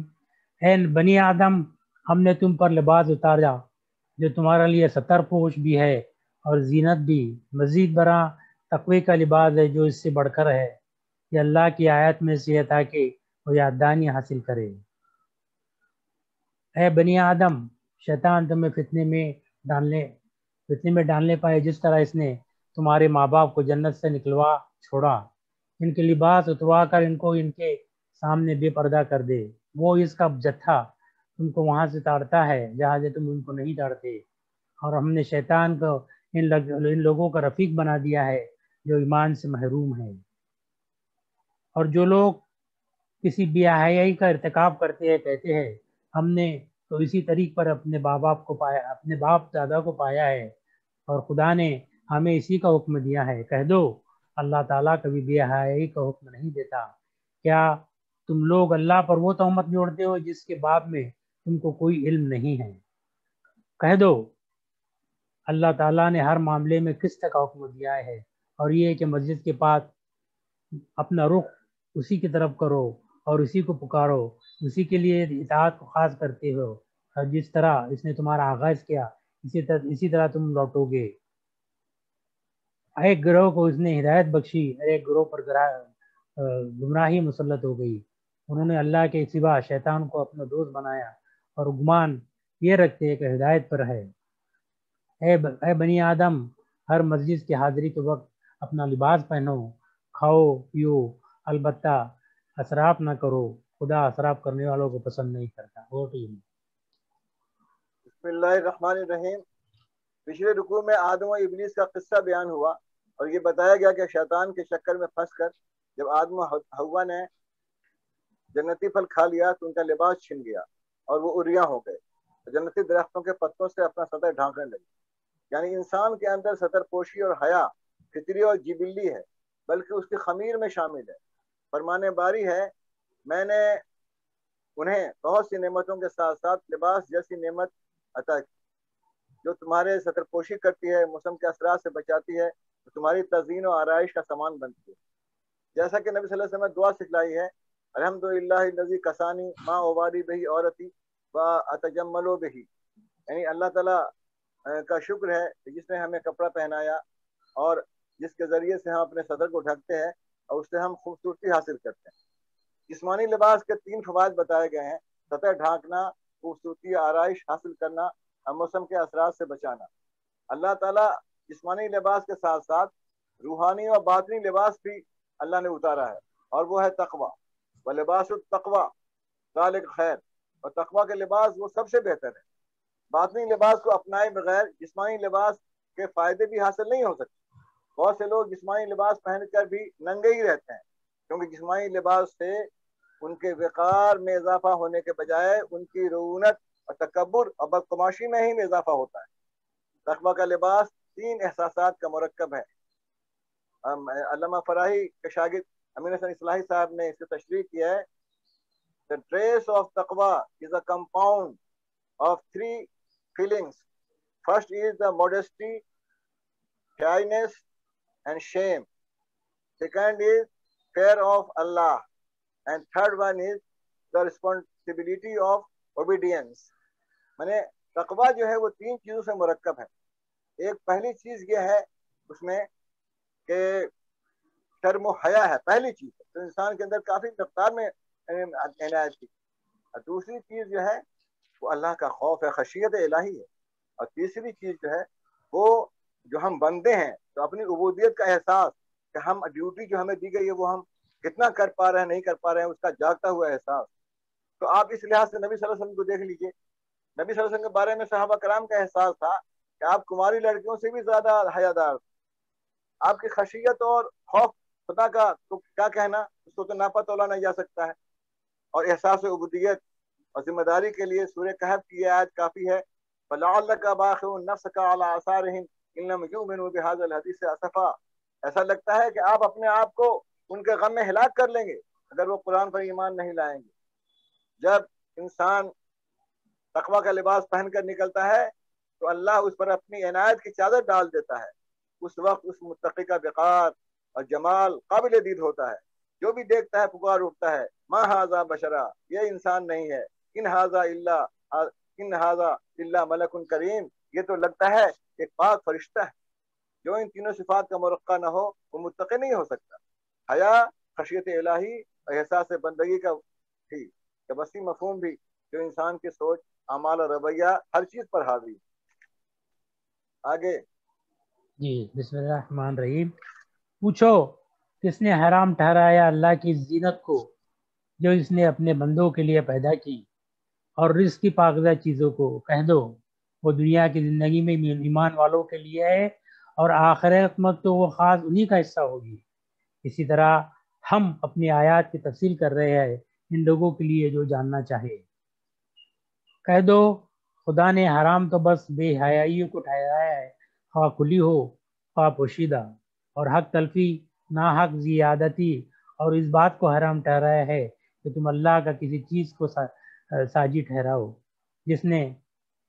جس کی اس نے کوئی دلیل نہیں اتاری، اور یہ کہ تم اللہ پر کسی ایسی بات کا بہتان لگاؤ جس کا تم کو علم نہیں. اور ہر امت کے لیے ایک مقررہ مدت ہے، تو جب ان کی مدت پوری ہو جائے گی تو نہ ایک گھڑی پیچھے ہٹے گی نہ آگے بڑھ سکے گی. اے بنی آدم، اگر تمہارے پاس تمہیں میں سے رسول آئے تم کو میری آیات سناتے تو جو ڈرا اور جس نے اصلاح کر لی ان کے لیے نہ کوئی خوف ہوگا نہ وہ غمگین ہوں گے. اور جو میری آیات کو جھٹلائے گے اور تکبر کر کے ان سے اعراض کرے گے وہی دوزخ والے ہیں، اسی میں ہمیشہ رہیں گے. تو ان سے بڑھ کر ظالم کون ہوگا جو اللہ پر جھوٹ بہتان باندھے یا اس کی آیات کو جھٹلائے. ان لوگوں کو ان کے نوشے کا حصہ پہنچے گا، یہاں تک کہ جب ان کے پاس ہمارے فرشتے ان کی روح قبضہ کرنے آئیں گے تو ان سے پوچھیں گے کہ اللہ کے سوا جن کو تم پکارتے تھے کہاں ہے؟ وہ جواب دے گے وہ تو سب ہم سے کھوئے گئے. یہ خود اپنے خلاف گواہی دیں گے کہ لا ریب وہ کفر میں رہے. حکم ہوگا جاؤ پڑو دوزخ میں ان امتوں کے ساتھ جو تم سے پہلے جنوں اور انسانوں میں سے گزری. جب کوئی امت داخل ہوگی اپنی ساتھی امت پر لعنت کرے گی، یہاں تک جب سب اس میں اکٹھے ہو لیں گے ان کے پچھلے اگلوں کے بارے میں کہیں گے کہ اے ہمارے رب، یہی لوگ ہیں جنہوں نے ہم کو گمراہ کیا، تو ان کو دوہرا عذاب نازل کیجیے. ارشاد ہوگا تم سب کے لیے دوہرا ہے پر تم جانتے نہیں. ان کے اگلے اپنے پچھلوں سے کہے گے تم کو بھی تو ہم پر کوئی فضیلت حاصل نہیں ہوئی تو تم بھی اپنے کیے کی پاداش میں عذاب چکو. بسم اللہ الرحمن الرحیم. آیت نمبر 34 میں ارشاد باری ہے ہر امت کے لیے ایک مقررہ مدت ہے، جب اس کی مدت پوری ہو جائے گی تو وہ نہ ایک گھڑی پیچھے پلٹ سکے گی اور نہ آگے بڑھ سکے گی. فی الوقت یہ خطاب تو مشرکین مکہ سے ہے، تاہم اللہ کی یہ عام سنت ہے کہ افراد کے لیے وقت مقررہ کا حساب مقرر ہے، وہ منٹوں گھنٹوں اور دنوں کا ہے اور برسوں کا ہے. لیکن قوموں کا اجل مسمہ جو ہے وہ برسوں سے بڑھ کر صدیوں تک جا سکتا ہے، اور قوموں کی مدت کار کو ختم کرنے کا فیصلہ ان کی ایمانی اور اخلاقی صلاحیت کے فقدان کے مطابق ہوتا ہے. جب بھی کسی قوم نے انبیاء کی دعوت کو ٹھکرایا، ان سے لڑے جھگڑے، ان کی بدکاریوں کو چھوڑ کر اللہ کے بندگی کرنے پر تیار نہ ہوئے، اپنی بدکاریوں کو چھوڑ کر اللہ کی بندگی پر تیار نہیں ہوئے، تو وہ قوم مغضوب علیہ ہو گئی. اور اللہ کی یہ سنت اب بھی کائنات پر جاری ہے۔ بہت سی قوموں کے نشانات اس طرح مٹ گئے ہیں گویا وہ دنیا میں تھے ہی نہیں، جس طرح مشرک مکہ کی تاریخ کہ وہ تاریخ کا ایک حصہ بن چکے ہیں۔ اور آج جو قومیں بغاوت و سرکشی، بدکاری، ظلم و فساد فی الارض کی راہ پر چل رہی ہیں، وسائل زندگی کی فراوانی نے ان کو خدا کی پکڑ اور آخرت کی جزا سے بے نیاز کر دیا ہے، وہ بھی کشاں کشاں اپنے انجام کی طرف جا رہی۔ انا بطش ربک لشدید انہ هو یبدئ ویعید وهو الغفور الودود ذو العرش المجید فعال لما یرید۔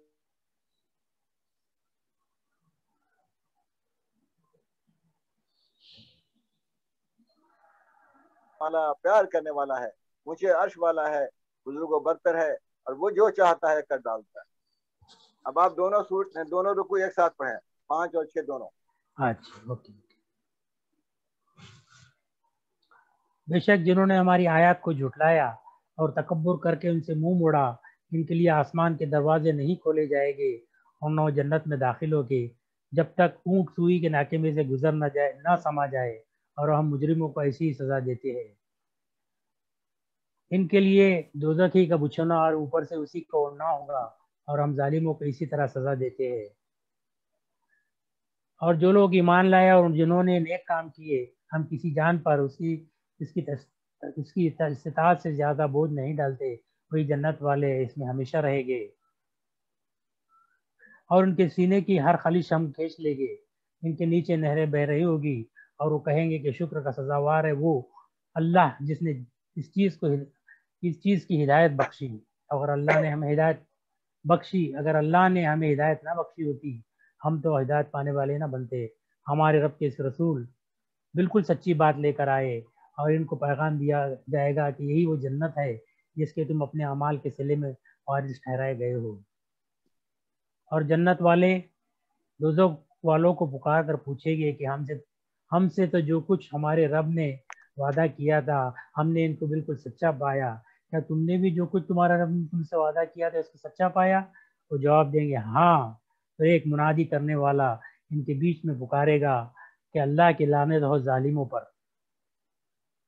ان پر جو اللہ کی راہ سے روکتے اور اس میں کجی پیدا کرنا چاہتے ہیں، وہ آخرت کے منکر ہے۔ اور ان کے درمیان پردے کی دیوار ہوگی، اور دیوار کی برجیوں پر کچھ لوگ ہوں گے جو ہر ایک کو ان کی علامات سے پہچانیں گے، اور وہ اہل جنت کو پکار کر کہیں گے کہ آپ پر اللہ کی رحمت و سلامتی ہو۔ وہ اس میں ابھی داخل نہیں ہوئے ہوں گے لیکن متوقع ہو گے۔ اور جب ان کو اہل دوزخ کی طرف توجہ دلائی جائے گی، وہ پکار اٹھیں گے اے ہمارے رب، ہمیں ان ظالموں کا ساتھی نہ بنائیو۔ اور برجیوں والے کچھ اشخاص جن کو وہ ان کی علامت سے پہچانتے ہوگے آواز دے گے، کہیں گے کہ کیا کام آئی تمہاری جمعیت اور تمہارا وہ سارا گھمنڈ جو تم کرتے تھے؟ کیا یہی ہے وہ لوگ جن کے بعد میں تم قسمیں کھا کھا کر کہتے تھے کہ یہ کبھی اللہ کی کسی رحمت کے سزاوار نہیں ہو سکتے؟ داخل ہو جنت میں، اب نہ تم پر کوئی خوف ہے نہ تمہیں کوئی غم لاحق ہوگا۔ اور دوزخ والے جنت والوں کو آواز دیں گے کہ پانی یا ان چیزوں میں سے جو اللہ نے تمہیں بخش رکھی ہے کچھ ہم پر بھی کرم فرماؤ۔ وہ جواب دے گی کہ اللہ نے یہ دونوں چیزیں کافروں کے لیے حرام کر رکھی ہے۔ ان کے لیے جنہوں نے اپنے دین کو کھیل تماشا بنایا ہے، جن کو دنیا کی زندگی میں نے دھوکے میں ڈال رکھا، بس آج ہم ان کو نظر انداز کر دیں گے جس طرح انہوں نے اپنے اس دن کی ملاقات کو بھلائے رکھا، اور جیسا کہ ہماری آیت کا انکار کرتے تھے۔ اور ہم نے ان کو ایک ایسی کتاب پہنچا دی جس کی تفصیل ہم نے علم قطعی کی بنیاد پر کی ہے، ہدایت رحمت بنا کر ان لوگوں کے لیے جو ایمان لائے۔ یہ لوگ بس اس کی حقیقت کے مشاہدے کے منتظر ہے، جس روز اس کی حقیقت سامنے آئیں گی تو وہ لوگ جنہوں نے اس کو پہلے نظر انداز کیے رکھا بول اٹھے گے کہ بے شک ہمارے رب کے رسول بالکل سچی بات لے کر آئے تھے، تو ہے کوئی ہمارے سفارشی کہ ہماری سفارش کرے، یا ہے کوئی صورت کہ ہم دوبارہ لوٹائے جائے کہ اس سے مختلف عمل کرے جو پہلے کرتے رہے تھے۔ انہوں نے اپنے آپ کو گھاٹے میں ڈالا، اور جو کچھ وہ گھڑتے رہے تھے سب ہوا ہو گئے. بسم اللہ الرحمن الرحیم. چونکہ اس سورہ کا نام آراف ہے اور تذکرہ بھی ان دونوں رکوع میں آراف کا ہے، تو اس کے بارے میں معلومات ہونا بہت ضروری ہے. آیت نمبر 46 میں اہل آراف کا تذکرہ ہے. وہ نہ جنتی ہوں گے نہ دوزخی، بلکہ ان کا مقام جنت اور دوزخ کے درمیان ایک فصیل یعنی ہائی باؤنڈری وال پر ہوگا، جس پر برج یعنی ٹاور یعنی مینارے بنے ہوں گے. وہ جنتی اور دوزخی دونوں حضرات کو ان کے چہروں کی علامتوں سے پہچان لیں گے. آراف عربی زبان میں مرغے کی کلغی یا گھوڑے کی پیشانی پر جو گچھا ہوتا ہے بالوں کا، اس کو کہتے ہیں. عربی زبان میں اسی مناسبت سے اونچی زمین یا پہاڑی کی چوٹی کو عرفہ کہا جانے لگا، کیونکہ عرفہ کا مقام بھی ذرا وہ ہے، سطح مرتفع ہے، بلندی پر ہے، اس لیے اس کو عرفہ کہا جاتا ہے. یہ لفظ استعمال ہوتا ہے. قرآن میں ان لوگوں کو اہل آراف کہا گیا ہے جن کے لیے جنت یا جہنم کا فیصلہ نہیں ہوا ہے. ایک بڑے مفسر ابن جریر ہیں، ان کی جو تحقیق ہے اہل آراف کے بارے میں وہ اس طرح ہے کہ اہل آراف وہ لوگ ہیں جن کے گناہ ثواب برابر ہوں گے. نمبر 2، اہل آراف وہ لوگ ہیں جو ہمارے علماء اور فقہاء گروہ ہے جنہوں نے بظاہر دین کی بہت خدمت کی ہوگی. نمبر 3، اہل آراف احادیث کے روح سے اہل آراف وہ لوگ ہیں جنہوں نے اپنے ماں باپ کی مرضی کے بغیر جہاد میں حصہ لیا ہوگا اور وہاں وہ کامیاب ہوئے ہوں، یا تو شہید ہوں گے یا غازی بنے ہوں گے، لیکن انہوں نے ماں باپ سے اجازت نہیں لی ہوگی. بہرحال آراف والوں کو رجال کہہ کے تعارف کرایا گیا ہے. اس میں عورتیں بھی شامل ہیں، یعنی رجال میں صرف مرد نہیں ہیں، عورتیں بھی اس میں شامل ہوں گی. لیکن یہ دیکھنا ہے کہ رجال کا لفظ قرآن میں جو سورہ نساء میں آیا ہے وہ عورت مرد میں فرق کرنے کے لیے آیا ہے. للرجال نصیب مما اکتسبوا وللنساء نصیب مما اکتسبنا، یعنی اور مردوں کے لیے وہی یہ ہے جو انہوں نے کمایا، عورتوں کے لیے بھی وہی کچھ ہے جو انہوں نے کمایا. اس طرح کئی مقامات پر جو ہے یہ عورتوں اور مردوں میں تمیز کرنے کے لیے آیا ہے، جیسے البقرہ میں آیا ہے، نساء میں آیا ہے کئی جگہ پر.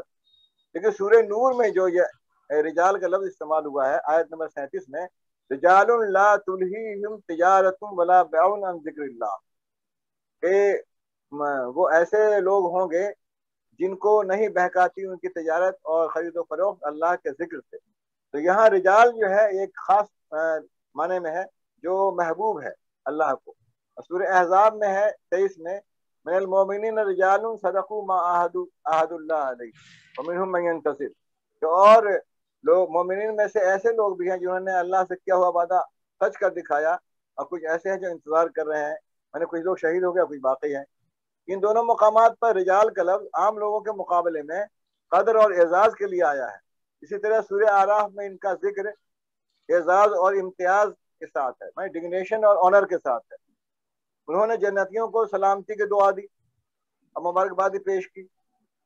پھر ان کے لیے کہا گیا کہ وہ اب تک جنت میں نہیں گئے ہیں لیکن جانے کے خواہش مند ہیں، لالچ ہے ان کو جانے کی وہاں پر. پھر وہ جہنم والوں کی طرف رخ کرتے ہیں تو یوں کہتے ہیں کہ اے ہمارے رب، ان ظالموں کے میں ہمیں شامل مت کرنا. اور جب اللہ ان سے خطاب کرتے ہیں تو ان کو تنبیہ کرتے ہیں کہ تمہارا جتھا تمہارے کام نہیں آیا، تمہارا گھمنڈ تمہارے کام نہیں آیا. قرآن پاک کے ان بیانات سے پتہ چلتا ہے کہ ان کے بارے میں اللہ تعالیٰ کچھ بہترین فیصلہ کرنے والا ہے جو اہل اعراف ہیں. چلیے آگے چلیے. جی صرف 15 منٹ باقی ہے ابھی. بے شک چلیے تمہارا رب، جی ہو جائے گا بے شک تمہارا وہی ہے جس نے آسمانوں اور زمین کو 6 دنوں میں پیدا کیا، پھر وہ عرش پر مطمئن ہوا، ڈھانکتا ہے رات کو دن پر، اور اس کا پوری سرگرمی سے تحقق کرتی ہے. اور اسی نے سورج اور چاند اور ستارے پیدا کیے جو اس کے حکم سے مسخر ہے. آگاہ کہ خلق اور امر اسی کے لیے خاص ہے، بڑا ہی بابرکت ہے اللہ عالم کا رب. آپ رب کو پکارو گڑگڑاتے ہوئے اور چپکے چپکے، بے شک وہ حدود سے تجاوز کرنے والوں کو پسند نہیں کرتا.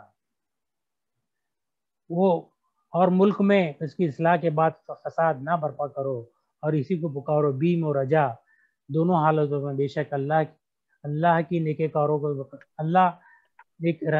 اللہ کی رحمت نیکوکاروں سے قریب ہے. اور وہی ہے جو اپنے اوپر اپنے ابر رحمت سے پہلے ہواؤں کو بشارت بنا کر بھیجتا ہے، یہاں تک کہ جو بوجھل بادل کو اٹھا لیتی ہے. ہم اس کو ہانکتے ہیں کسی بے آب و گیا زمین کی طرف اور وہاں پانی برساتے ہیں اور پھر ہم اس سے پیدا کرتے ہیں ہر قسم کے پھول. اس طرح ہم مردوں کو اٹھا کر کھڑا کر دیں گے تاکہ تم یاد دہانی حاصل کرو. اور زرخیز ہاں اور زرخیز زمین کی پیداوار تو خوب اپجتی ہے، اور جس کے رب کے حکم سے جو زمین ناقص ہوتی ہے اس کی پیداوار کمی ہوتی ہے. اسی طرح ہم اپنی آیات مختلف پہلوؤں سے دکھاتے ہیں ان لوگوں کے لیے جو شکر گزار بننا چاہے. اس میں انسان کو زرخیز، جو لوگ ایمان لاتے ہیں اللہ کے کلام کی طرف متوجہ ہوتے ہیں، زرخیز زمین سے تعبیر کی گئی ہے. اور جو لوگ اللہ کی آیات کو سن کر اعراض کرتے ہیں اور بھاگتے ہیں اور اثر نہیں لیتے ہیں، ان کو ناقص زمین کی طرح مثال دی گئی ہے. اور اللہ تعالیٰ فرماتا ہے کہ اس طرح اپنے آیات کو ہم طرح طرح سے سمجھاتے ہیں لوگوں کو. چلیے آگے چلیے. بسم اللہ الرحمن. ہم نے نوح علیہ السلام کو ان کی قوم کی طرف رسول بنا کر بھیجا. اب یہ جو ہے نا، آپ جو ہے ایک ساتھ پڑھیں گے کئی کون کتنا، یہ کون سی سورہ ہے، نمبر کیا ہے اس کا؟ یہ نمبر ہے 59 ہے. نہیں یہ رکوع نمبر، رکوع نمبر اپنا یہ ہے 8. نہیں 8 کو پڑھیے. 8 کو یا پڑھیے 8 کو. ہم نے نوح علیہ السلام کو اس کی قوم کی طرف رسول بنا کر بھیجا.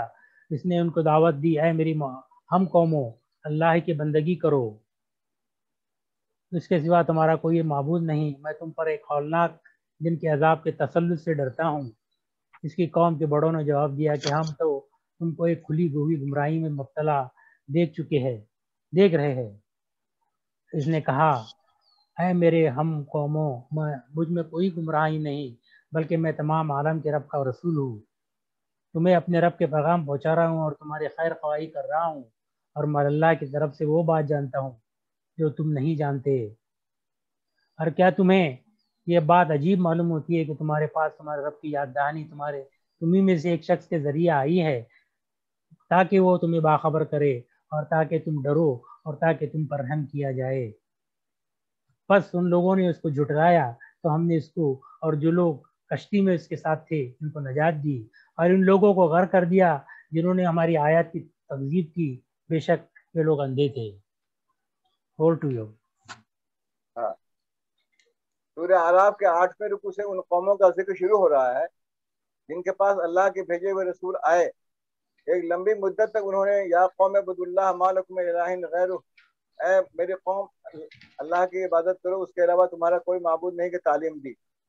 اور تو اگر تم اس کو نہیں مانو گے تم کو ایک بڑے دن کے عذاب سے میں ڈراتا ہوں.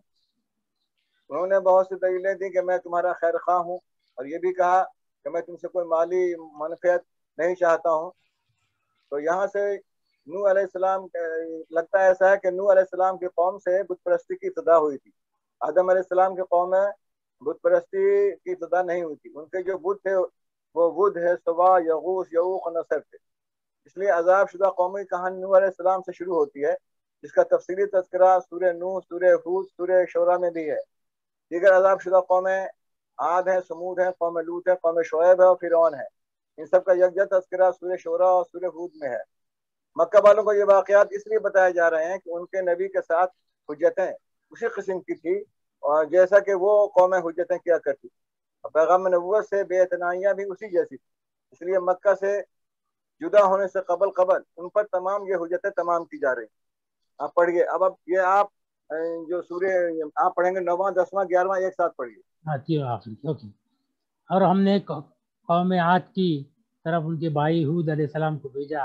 انہوں نے فرمایا، اے میری قوم تم اللہ کی عبادت کرو، اس کے سوا کوئی تمہارا معبود نہیں، تو کیا تم نہیں ڈرتے؟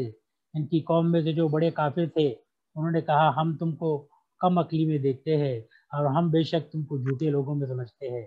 انہوں نے فرمایا، اے میری قوم مجھ میں ذرا بھی کم عقلی نہیں، لیکن میں پروردگار عالم کا بھیجا ہوا پیغمبر ہوں. تم کو اپنے پروردگار کے پیغام پہنچاتا ہوں اور میں تمہارا امانت دار خیر خواہ ہوں. اور کہ تم اس بات سے تعجب کرتے ہو کہ تمہارے پروردگار کی طرف سے تمہارے پاس ایک ایسے شخص کی معرفت جو تمہارے ہی جنس کا ہے کوئی نصیحت کی بات آ گئی تاکہ وہ شخص تم کو ڈرائے، اور تم یہ حالت یاد کرو کہ اللہ نے تم کو قوم نوح کے بعد جانشین بنایا، ڈیل ڈول میں تم کو پہلا اور زیادہ دیا، تو اللہ کی نعمتوں کو یاد کرو تاکہ تم کو فلاح ہو۔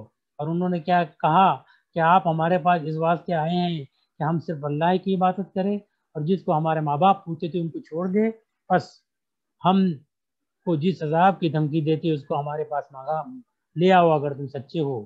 انہوں نے فرمایا بس اب تم پر اللہ کی طرف سے عذاب اور غضب آیا ہی چاہتا ہے، کیا تم مجھ سے ایسے ناموں کے باروں میں جھگڑتے ہو جن کو تم نے اور تمہارے باپ دادوں نے ڈھکڑ لیا ہے، ٹھہرا لیا ہے؟ ان کے معبود ہونے کی اللہ نے کوئی دلیل نہیں بھیجی، تو تم منتظر رہو، میں بھی تمہارے ساتھ انتظار کر رہا ہوں۔ غرض ہم نے ان کو اور ان کے ساتھیوں کو اپنی رحمت سے بچا لیا، ان لوگوں کی جڑ کاٹ دی جنہوں نے ہماری آیتوں کو جھٹلایا تھا اور وہ ایمان لانے والے نہ تھے۔ اور ہم نے سمود کی طرف ان کے بھائی صالح علیہ السلام کو بھیجا، انہوں نے فرمایا میری قوم تم اللہ کی عبادت کرو، اس کے سوا تمہارا کوئی معبود نہیں، تمہارے پاس تمہارے پروردگار کی طرف سے ایک واضح دلیل آ چکی ہے، یہ اونٹنی ہے اللہ کی جو تمہارے لیے دلیل ہے، تو اس کو چھوڑ دو کہ اللہ تعالیٰ کی زمین میں کھاتی پھرے، اور اس کو برائی کے ساتھ ہاتھ بھی مت لگانا کہ کہیں تم کو دردناک عذاب آ پکڑے۔ اور تم یہ حالت یاد کرو کہ اللہ تعالیٰ نے تم کو ہاتھ کے بعد جانشین بنایا، تم کو زمین پر رہنے کا ٹھکانہ دیا کہ نرم زمین پر محل بناتے ہو، پہاڑوں کو تراش کر ان میں گھر بناتے ہو، تو اللہ تعالیٰ کی نعمتوں کو یاد کرو اور زمین میں فساد مت پھیلاؤ۔ ان کی قوم میں جو متکبر سردار تھے انہوں نے غریب لوگوں سے جو کہ ان میں سے ایمان لے آئے تھے پوچھا کیا تم کو اس بات کا یقین ہے کہ صالح علیہ السلام اپنی طرف سے بھیجے ہوئے ہیں، کہ صالح علیہ السلام اپنے رب کی طرف سے بھیجے ہوئے ہیں؟ انہوں نے کہا بے شک ہم تو اس پر یقین رکھتے ہیں یہ ان کو دے کر بھیجا گیا ہے۔ وہ متکبر لوگ کہنے لگے تم جس بات پر یقین لائے ہو ہم تو اس کے منکر ہے۔ بس انہوں نے اس اونٹنی کو مار ڈالا اور اپنے پروردگار کے حکم سے سرکشی کی اور کہنے لگے کہ اے صالح جس کی آپ ہم کو دھمکی دیتی ہو اس کو منگوائیے اگر اب پیغمبر ہے۔ بس ان کو زلزلے نے آ پکڑا اور وہ اپنے گھروں میں اوندے کے اوندے پڑے رہ گئے۔ اس وقت صالح علیہ السلام سے منہ موڑ کر چلے اور فرمانے لگے اے میری قوم، میں نے تم کو اپنے پروردگار کا حکم پہنچا دیا تھا اور میں نے تمہاری خیر خواہی کی تھی، لیکن تم خیر خواہوں کو پسند نہیں کرتے۔ اور ہم نے نوح علیہ السلام کو بھیجا جبکہ انہوں نے اپنی قوم سے فرمایا کہ تم ایسا فحش کام کرتے ہو جس کو تم سے پہلے کسی نے دنیا جہان والوں میں سے نہیں کیا۔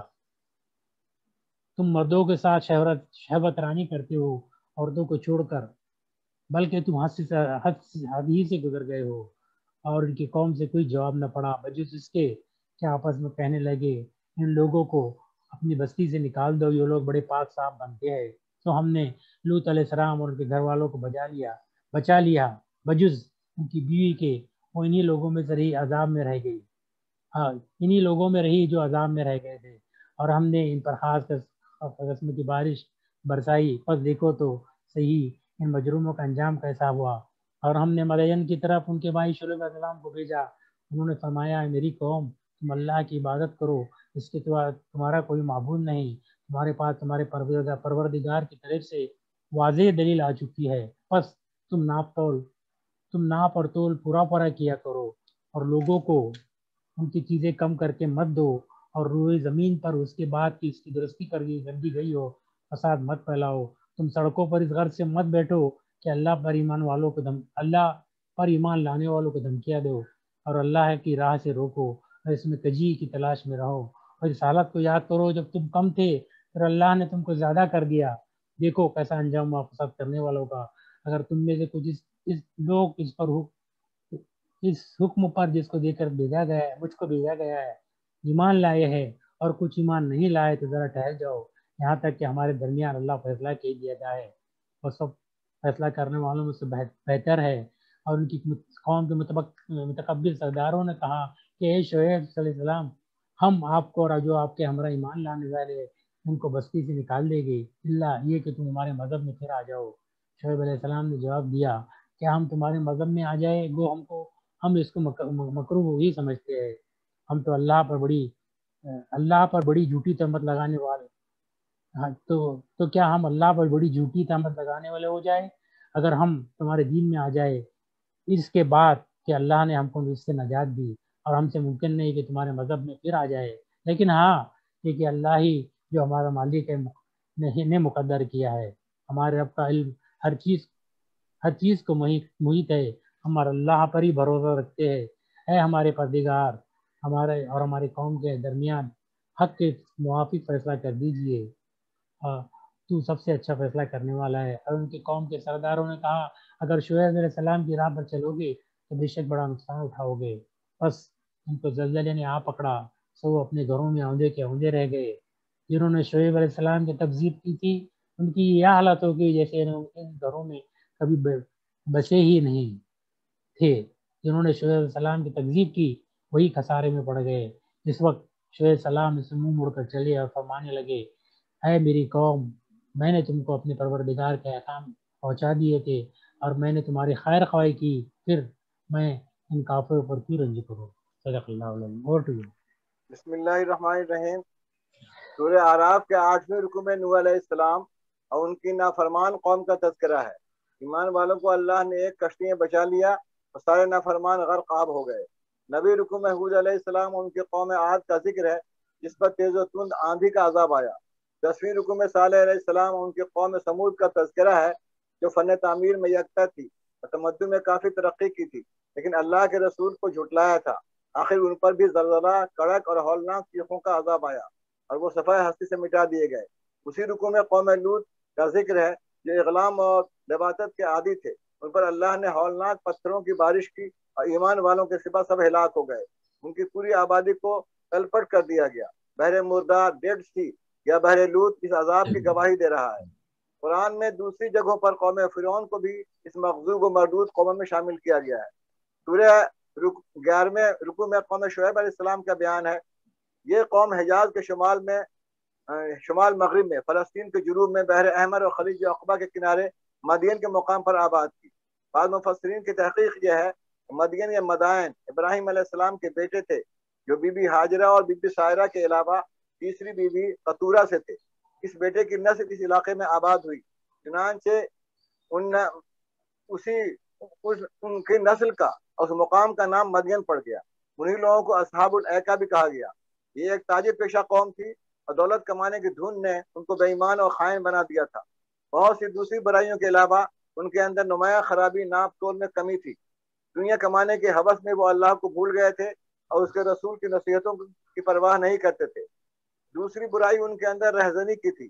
نکڑوں میں پر بیٹھ کر وہ مسافروں کو لوٹ لیتے تھے، انہیں ڈراتے دھمکاتے تھے تاکہ ان کے روب اور خوف کی وجہ سے وہ شعیب علیہ السلام کی باتیں نہ سنیں اور نہ ایمان لائیں، جبکہ اللہ تعالیٰ کی طرف سے اس قوم کو خوب نوازا گیا تھا۔ اللہ نے ان کی پیداوار، کمائی اور اولاد میں برکت دی تھی اور وہ ہر طرح آسودہ حال تھے۔ اللہ کی ان رحمتوں کو پا کر وہ شکر گزار بندے کیا بنتے، الٹے بدکار باغی ہو گئے۔ قوموں کی بربادی کی اصل جڑ توحید کو چھوڑ کر شرک کو اپنانا ہے۔ جب وہ اللہ سے ناطہ توڑ لیتے ہیں تو شیطان ان کی نکیل سنبھال لیتا ہے، پھر ان میں شرک، حق تلفی، ظلم، بے ایمانی وغیرہ خرابیاں پیدا ہو جاتی ہیں۔ اصحاب مدین میں کچھ لوگ ایمان بھی لائے تھے لیکن بڑا طبقہ سرکشی کے راستے پر تھا۔ ایک مدت تک ان کے سدھرنے کا انتظار کیا گیا، لیکن وہ جب نبی سے لڑنے جھگڑنے لگے، انہیں دھمکیاں دینے لگے اور مومنوں کو ہی اپنی ضلالت کی راہ پر لانے کی کوشش کرنے لگے تو ان پر اللہ کا کیا ہوا وعدہ برحق ہو گیا اور وہ برباد کر دیے گئے۔ شعیب علیہ السلام کی قوم کی بربادی کی داستان کچھ اس طرح ہے کہ جب اللہ کی طرف سے ان پر عذاب کا فیصلہ ہو چکا تو ان کی آبادی کی آب و ہوا اچانک بہت گرم ہو گئی۔ وہ اس گرمی سے نجات پانے کے لیے جنگل کی طرف بھاگے، شاید درختوں کے سائے میں کچھ راحت ملے۔ دور سے انہیں کالے کالے بادل دکھائی دیے اور ٹھنڈی ہوائیں چلتی محسوس ہوئیں۔ وہ سب ان بادلوں کے سائے میں جمع ہو گئے اور بادلوں سے اس وقت شوروں کی بارش ہونے لگی، وہ سب ہلاک ہو گئے۔ ایمان چنگھاڑ کی آواز آج کے ساتھ ساتھ زلزلہ بھی آ گیا۔ ایمان والے اس عذاب سے بچا لیے گئے کیونکہ وہ پہلے ہی سے الگ کیے جا چکے تھے۔ یہ ساری داستانیں مکہ والوں کو سنائی گئیں کہ وہ ڈریں کہ کہیں ان پر بھی اللہ کا عذاب نہ آ جائے اور نبی کی باتوں کو سنیں اور ایمان لائیں، لیکن وہ ان واقعات کو تاریخ کا ایک فطری عمل قرار دیتے رہے جس کا قوانین الہی اور قوموں کے کردار سے کوئی تعلق نہیں ہے، اور ہر جاہل اور نادان قوم اسی طرح سوچتی ہے۔ وآخر دعوانا الحمدللہ رب العالمین۔ السلام علیکم. Thank you, Ragib Bhai, for a great translation. And thank you, Nadvisa, for precise and detailed tafsir of this particular Juzu, para. In fact, it was a great job. We covered Surah Anam and Surah Araf, half of each other, I think. I'll just give a little summary of what I picked up from today. Like in Surah Maida, Allah subhanahu wa ta'ala says, I have perfected, this day I have perfected the religion, and I have completed my favor upon you and named the religion as Islam.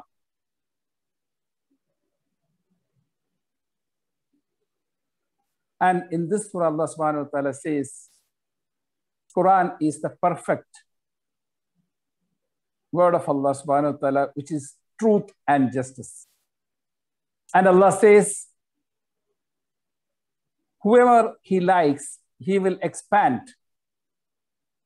his chest or sadr to Islam. And whoever He desires, He will constrict his chest towards Islam. Allah has perfected the word, and the perfect word is truth and justice, and Allah has expanded your chest towards Islam. That means actually like Allah has directed towards the Quran, and it is a great favor Allah has done to you or to us when He has expanded your chest towards the Quran.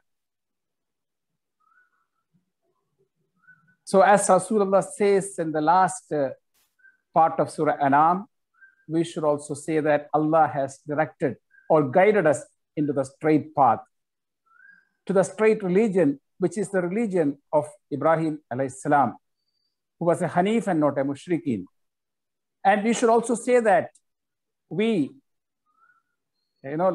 submit our salat, our nusuki, our life and our death to Allah subhanahu wa ta'ala. And we are the one who have completely surrendered to Allah subhanahu wa ta'ala. Because it is a great favor that we have been, directed towards the Quran. And all of us have assembled here to learn and understand the Quran. It is actually the greatest ni'mat Allah has given to us. And Allah says the mushrik, or the people who oppose the truth, they always attack the messenger, not the message. They will call the messenger as a fool, as a person who is bewitched, who is a foolish person, and many, many things like that. But whatever they do are nothing but projection of their desire and the customs and tradition which was followed by their ancestors without any guidance. Allah subhanahu wa ta'ala says the correct path is like to worship Allah subhanahu wa ta'ala without ascribing partners to Allah subhanahu wa ta'ala. Be excellent to your parents, ihsan with your parents. Do not kill the children for want of, for fear of poverty. It is Allah who actually gives. Do not actually approach to fahshai, that is abomination or evil things, apparently or in a hiding way. Do not kill a life which Allah has made sacred except for justice. Fulfill your words and covenant and stand up for justice, and do not break the covenant that you made with Allah subhanahu wa ta'ala. This is the straight path.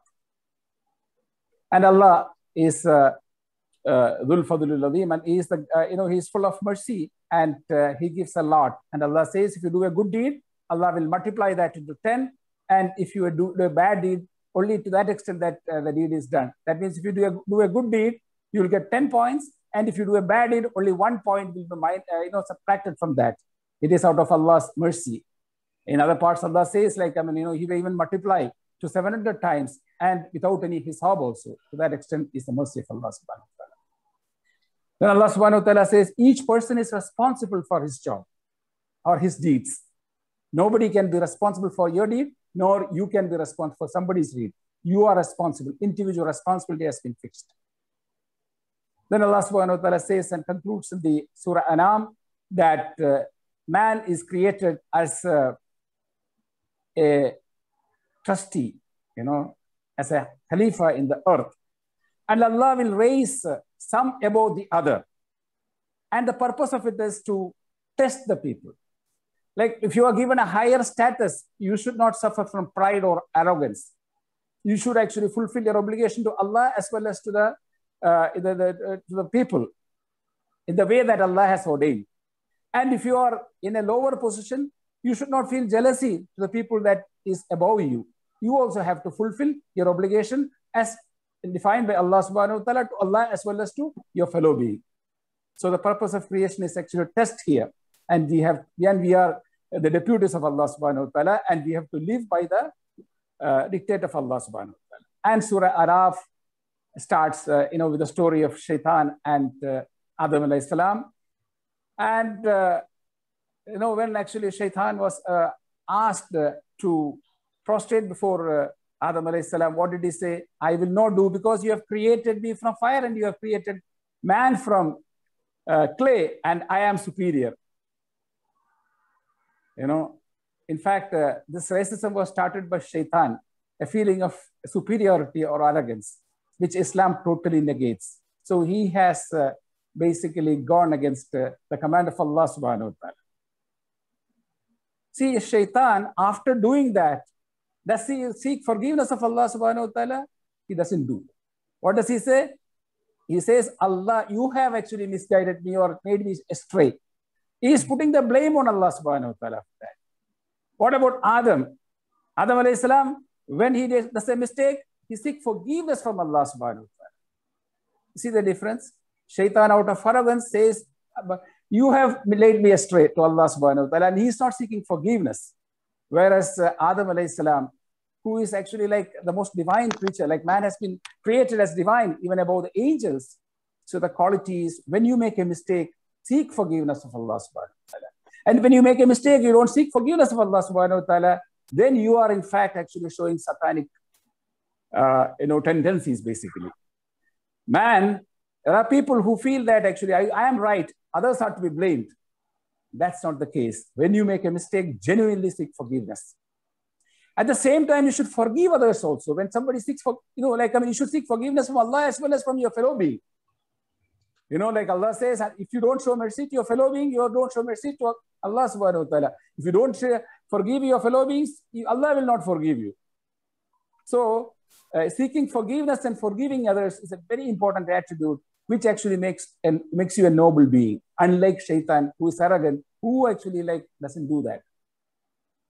When you find the Shaitan is asking Allah subhanahu wa ta'ala to give him a life till the last day, so that he will stand ambush and then he will, mislead you. Even Shaitan asks Allah subhanahu wa ta'ala. Just see, there are a lot of people today who don't even acknowledge Shaitan, Allah subhanahu wa ta'ala. You see, they are even worse than, Shaitan. Shaitan knows everything has to come from Allah, and he makes dua to Allah subhanahu wa ta'ala. You understand? It's a very important thing. Like even Shaitan asks Allah subhanahu wa ta'ala. The people who don't ask Allah subhanahu wa ta'ala, who don't acknowledge the wahdaniyat of Allah subhanahu wa ta'ala, they are even worse than, Shaitan, because they are actually taking their own desire as their God. See, this is a very important thing we have to learn. So seeking forgiveness is a very, very important thing, which makes you noble and which makes you, loving in front of Allah subhanahu wa ta'ala. Then Allah subhanahu wa ta'ala says about the raiment that Allah has actually sent down. Shyness or covering your fitra, your private parts is actually a fitra of you, and Allah has sent down the dress. So you have to have modesty. Shamelessness is totally against the fitra of mankind. Allah considers you are basically a unit of a spiritual being as well as a material. You are a combination of spirituality and materialism. The material dress is actually your, there is a dress for the physical body as well as there is a dress for the spiritual body. For the physical body, it is the dress that you wear, and actually for your spiritual body, taqwa is actually the dress. So attaining taqwa is very, very important. Then Allah goes on to say about the creation, and the command is with Allah subhanahu wa ta'ala. And Allah asks you to call upon Allah with humility and with fear. And do not cause confusion in the earth after fair ordering has come. See, what is the end of the people who have caused confusion? That is, who have actually crossed the limits, israf. Allah subhanahu wa ta'ala is showing the example of the people of Nuh when they transgressed, when they, did the israf. What has happened to them? What has happened to the people of Hud? What has happened to the people of Ad? What has happened to the people of Lut? What has happened to the people of Shuaib? They were all people who were given so much. They had physical abilities. They have, they had a lot of wealth. They had everything, but they became, arrogant, and they transgressed the path of Allah subhanahu wa ta'ala, and they belied the prophets, and all of them, were punished by Allah subhanahu wa ta'ala, and they all, vanished. There is a lot of lessons for us to understand from this. And Allah subhanahu wa ta'ala concludes by saying that, Allah will try you with, difficulties, trials and tribulations, poverty, ill health, etc., so that you may humble before Allah subhanahu wa ta'ala. That is basically Allah is ni'mat on you. You should consider it as a mercy. Whenever you are faced with trials and tribulations, do not lose heart. Be like the Sabirin. Whenever, when calamity strikes you, what do you say? Inna lillahi wa inna ilayhi raji'un. So that Allah will actually give you blessing. Allah will actually guide you. And Allah will also, will give barakah. That is, His mercy. So when you seek, when you stand up, when you have sabr towards calamities, Allah will actually give you three things. One is rahmah, then Allah's barakah, and then Allah's guidance. So whenever trials come, we should actually have sabr and say inna lillahi wa inna ilayhi raji'un, so that you will be blessed with these three things. But if you don't do that, then Allah will actually punish you, and you will become extinct from this earth. That is the conclusion. So today what we have to take is you have to seek forgiveness of Allah subhanahu wa ta'ala. We are not above mistakes. Whenever we mistake, we seek forgiveness, and we should forgive others. And we should have sabr, and we should actually not cause confusion after fair ordering. We should not transgress. We should be within the limits of the covenants, within the limits of limits what Allah has set, and we should surrender to Allah completely. Alhamdulillah Rabbil Alameen. These are the lessons we have taken today.